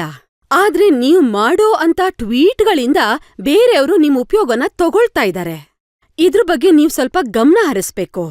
ನೀವು ಒಂದು ಎಕ್ಸಾಂಪಲ್ ಕೊಟ್ಟ ಹಾಗೆ ಎಲ್ಲಾ ವಿಷಯಗಳು ಗಾಂಧಿ ಪರಿವಾರದ ಬಗ್ಗೆನೇ ಯಾಕಿರತ್ತೆ? ಹಾಗ್ ನೋಡೋದಿಕ್ ಹೋದ್ರೆ ಯಾವಾಗ ಪೊಲಿಟಿಕಲ್ ಪಾರ್ಟಿ ಕಾಂಗ್ರೆಸ್ ಅಧಿಕಾರದಲ್ಲಿತ್ತೋ ಅವಾಗ ಯಾಕೆ ನೀವೇನು ಮಾತಾಡ್ಲಿಲ್ಲ? ಈಗ ಆ ಪಾರ್ಟಿ ಪವರ್ನಲ್ಲಿದೆ. ಆದ್ರೆ ಅಲ್ಲ, ನೀವು ನನ್ಗೆ ಮಾತಾಡಕ್ ಬಿಡಿ. ಇದಕ್ಕೆ ನನ್ನ ಹತ್ರ ಉತ್ತರ ಇದೆ. ತುಂಬಾ ಜನ ಇದ್ರ ಬಗ್ಗೆ ಕೇಳಿದ್ದಾರೆ. ಉತ್ತರ ಕೊಡ್ಲಾ? ಏನಾಗಿತ್ತು ಅಂತಂದ್ರೆ, ಒಂದು ಸಂಜೆ ನಾನು ನೋಡ್ತಿದ್ದಾಗೆ ಒಂದು ಅಕ್ಬರ್ ರೋಡ್ ನ ಮಹಾರಾಣಾ ಪ್ರತಾಪ್ ರೋಡ್ ಅಂತ ಚೇಂಜ್ ಮಾಡ್ಬೇಕು ಅಂತಿತ್ತು. ಆಗ ನನ್ ಮನ್ಸಲ್ಲಿ ಹುಟ್ಟಿದಂತ ಪ್ರಶ್ನೆ ಏನು ಅಂತಂದ್ರೆ, ನೋಡಿ ಎಷ್ಟೊಂದಿದೆ, ಪ್ರತಿಯೊಂದು ನ್ಯಾಷನಲ್ ಅಸೆಟ್ಗೂ ಹೆಸರು ಕೊಡ್ತಾರೆ ಅಂತಂದ್ರೆ ಯಾಕಾಗಲ್ಲ? ಈ ತರ ನನಗೆ ಆ ಟೈಮಲ್ಲಿ ಅನ್ಸಿದ್ರೆ ಆಗ್ಲೇ ಕೇಳ್ತಿದ್ದೆ. ಆ ರೋಡ್ ನ ಹೆಸರು ಆಗ್ಲೇ ಬದಲಾಯಿಸಿದ್ರೆ ಆಗ್ಲೇ ಕೇಳ್ತಾ ಇದ್ದೆ. ಅದನ್ನ ಹೇಳಿದ್ನಲ್ವಾ, ಅದಾಗಿದೆ ಆ ಸಮಯದಲ್ಲಿ. ಮೇ ಬಿ ಟೈಮಿಂಗ್ ತಪ್ಪಾಗಿತ್ತು. ಪೊಲಿಟಿಕಲ್ದು ಆಟ ಆಗುತ್ತೆ. ರಿಷಿ ಅವರೇ, ನೀವು ತುಂಬಾ ಕೇರ್ಫುಲ್ ಆಗಿ ಟ್ವೀಟ್ ಮಾಡ್ಬೇಕು. ಯಾಕಂದ್ರೆ ನೀವೊಬ್ರು ರೋಲ್ ಮಾಡೆಲ್ ಐಕಾನ್ ಆಗಿದ್ದೀರಾ. ನೀವು ತುಂಬಾ ಒಳ್ಳೆ ವಿಷಯಗಳನ್ನ ಹೇಳ್ಕೊಡ್ಬೋದು, ಮತ್ತೆ ನೀವು ಮೆಸೇಜ್ನ ಕೂಡ ಕೊಡ್ಬೋದು. ಮತ್ತೆ ಇದ್ರಿಂದ ಮುಂದಿನ ಜನರೇಷನ್ಗೆ ಉಪಯೋಗ ಆಗುತ್ತೆ. ಇದೇ ಭರವಸೆಯೊಂದಿಗೆ, ಇದೇ ನಂಬಿಕೆಯೊಂದಿಗೆ ರಿಷಿ ಕಪೂರ್ ಅವರು ಇದೇ ರೀತಿ ಮುಕ್ತವಾಗಿ ತಮ್ಮ ಮನದ ಮಾತುಗಳನ್ನ ಮುಂದುವರಿಸಲಿ.